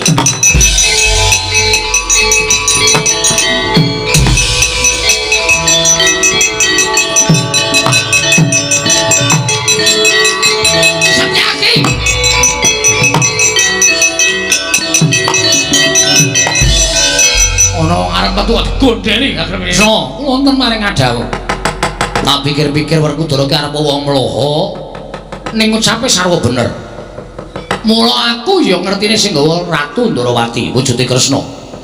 Yen nganti sira Yai Prabu ora iso nemokake meneh pustaka Jamus Limasota, kowe padha karo memirang karo pasuryanipun Kakang. Memirang karo kadangmu tuwa Mandura. Prabu Baladewa mbok gawe isin negara Ngamarta. Ora iso nemokke aja ngaku dulurku nom, Pak.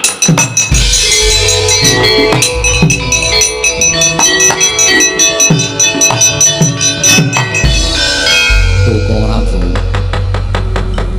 Kados pundi lampahan menika wis-wis rasa dadak digetuni. Saking kelakon kuwi adile mung dilakoni, inggih. Penandang kuwi adile mung disandang, mbok menawa wis dadi lakoning Nata Ndarawati lan iki wis dadi sandang aku. Tak nggone Janaka ora usah kuwatir. Inggih, nanging pustaka Jamus Limasota ical, ilang kuwi ora iso digoleki to. Waton sinartan pambudidaya, menungsa diwenehi akal pikiran kuwi dienggo budidaya. Inggih, ora kok menggo wangun-wangun, inggih. Semono uga Janaka tak jaluk sesuk meneh sing tanggap ya Yai Parampaduka. Semar kuwi samar, kae ora iso digagapi nganggo ya kuwi nalar sing ganep. Kakang Semar kae panjalmaning dewa. Kae weruh sadurunge minarah. Mula sejatine iki mau utusan karo Petruk merga Kakang Semar ngerti yen to negara Ngamarta kuwi ketaman mendung. Ora suwe meneh mesti dadi udan. Mula Kakang Semar budidaya dadi pepayung ning tinemune Pandhawa ora tanggap. Samengko mendung wis dadi udan, malah wis banjir ana negara Ngamarta. Parampaduka, ayo bodhane Karaka Dempel. Wonten menapa nyuwun dawuh Kakang Semar lan nyuwun pangapura dene para Pandhawa kurang tanggap. Koko Prabu ngestaken dawuh karupun Kakang bareng semonggo kula dherekaken Koko Prabu.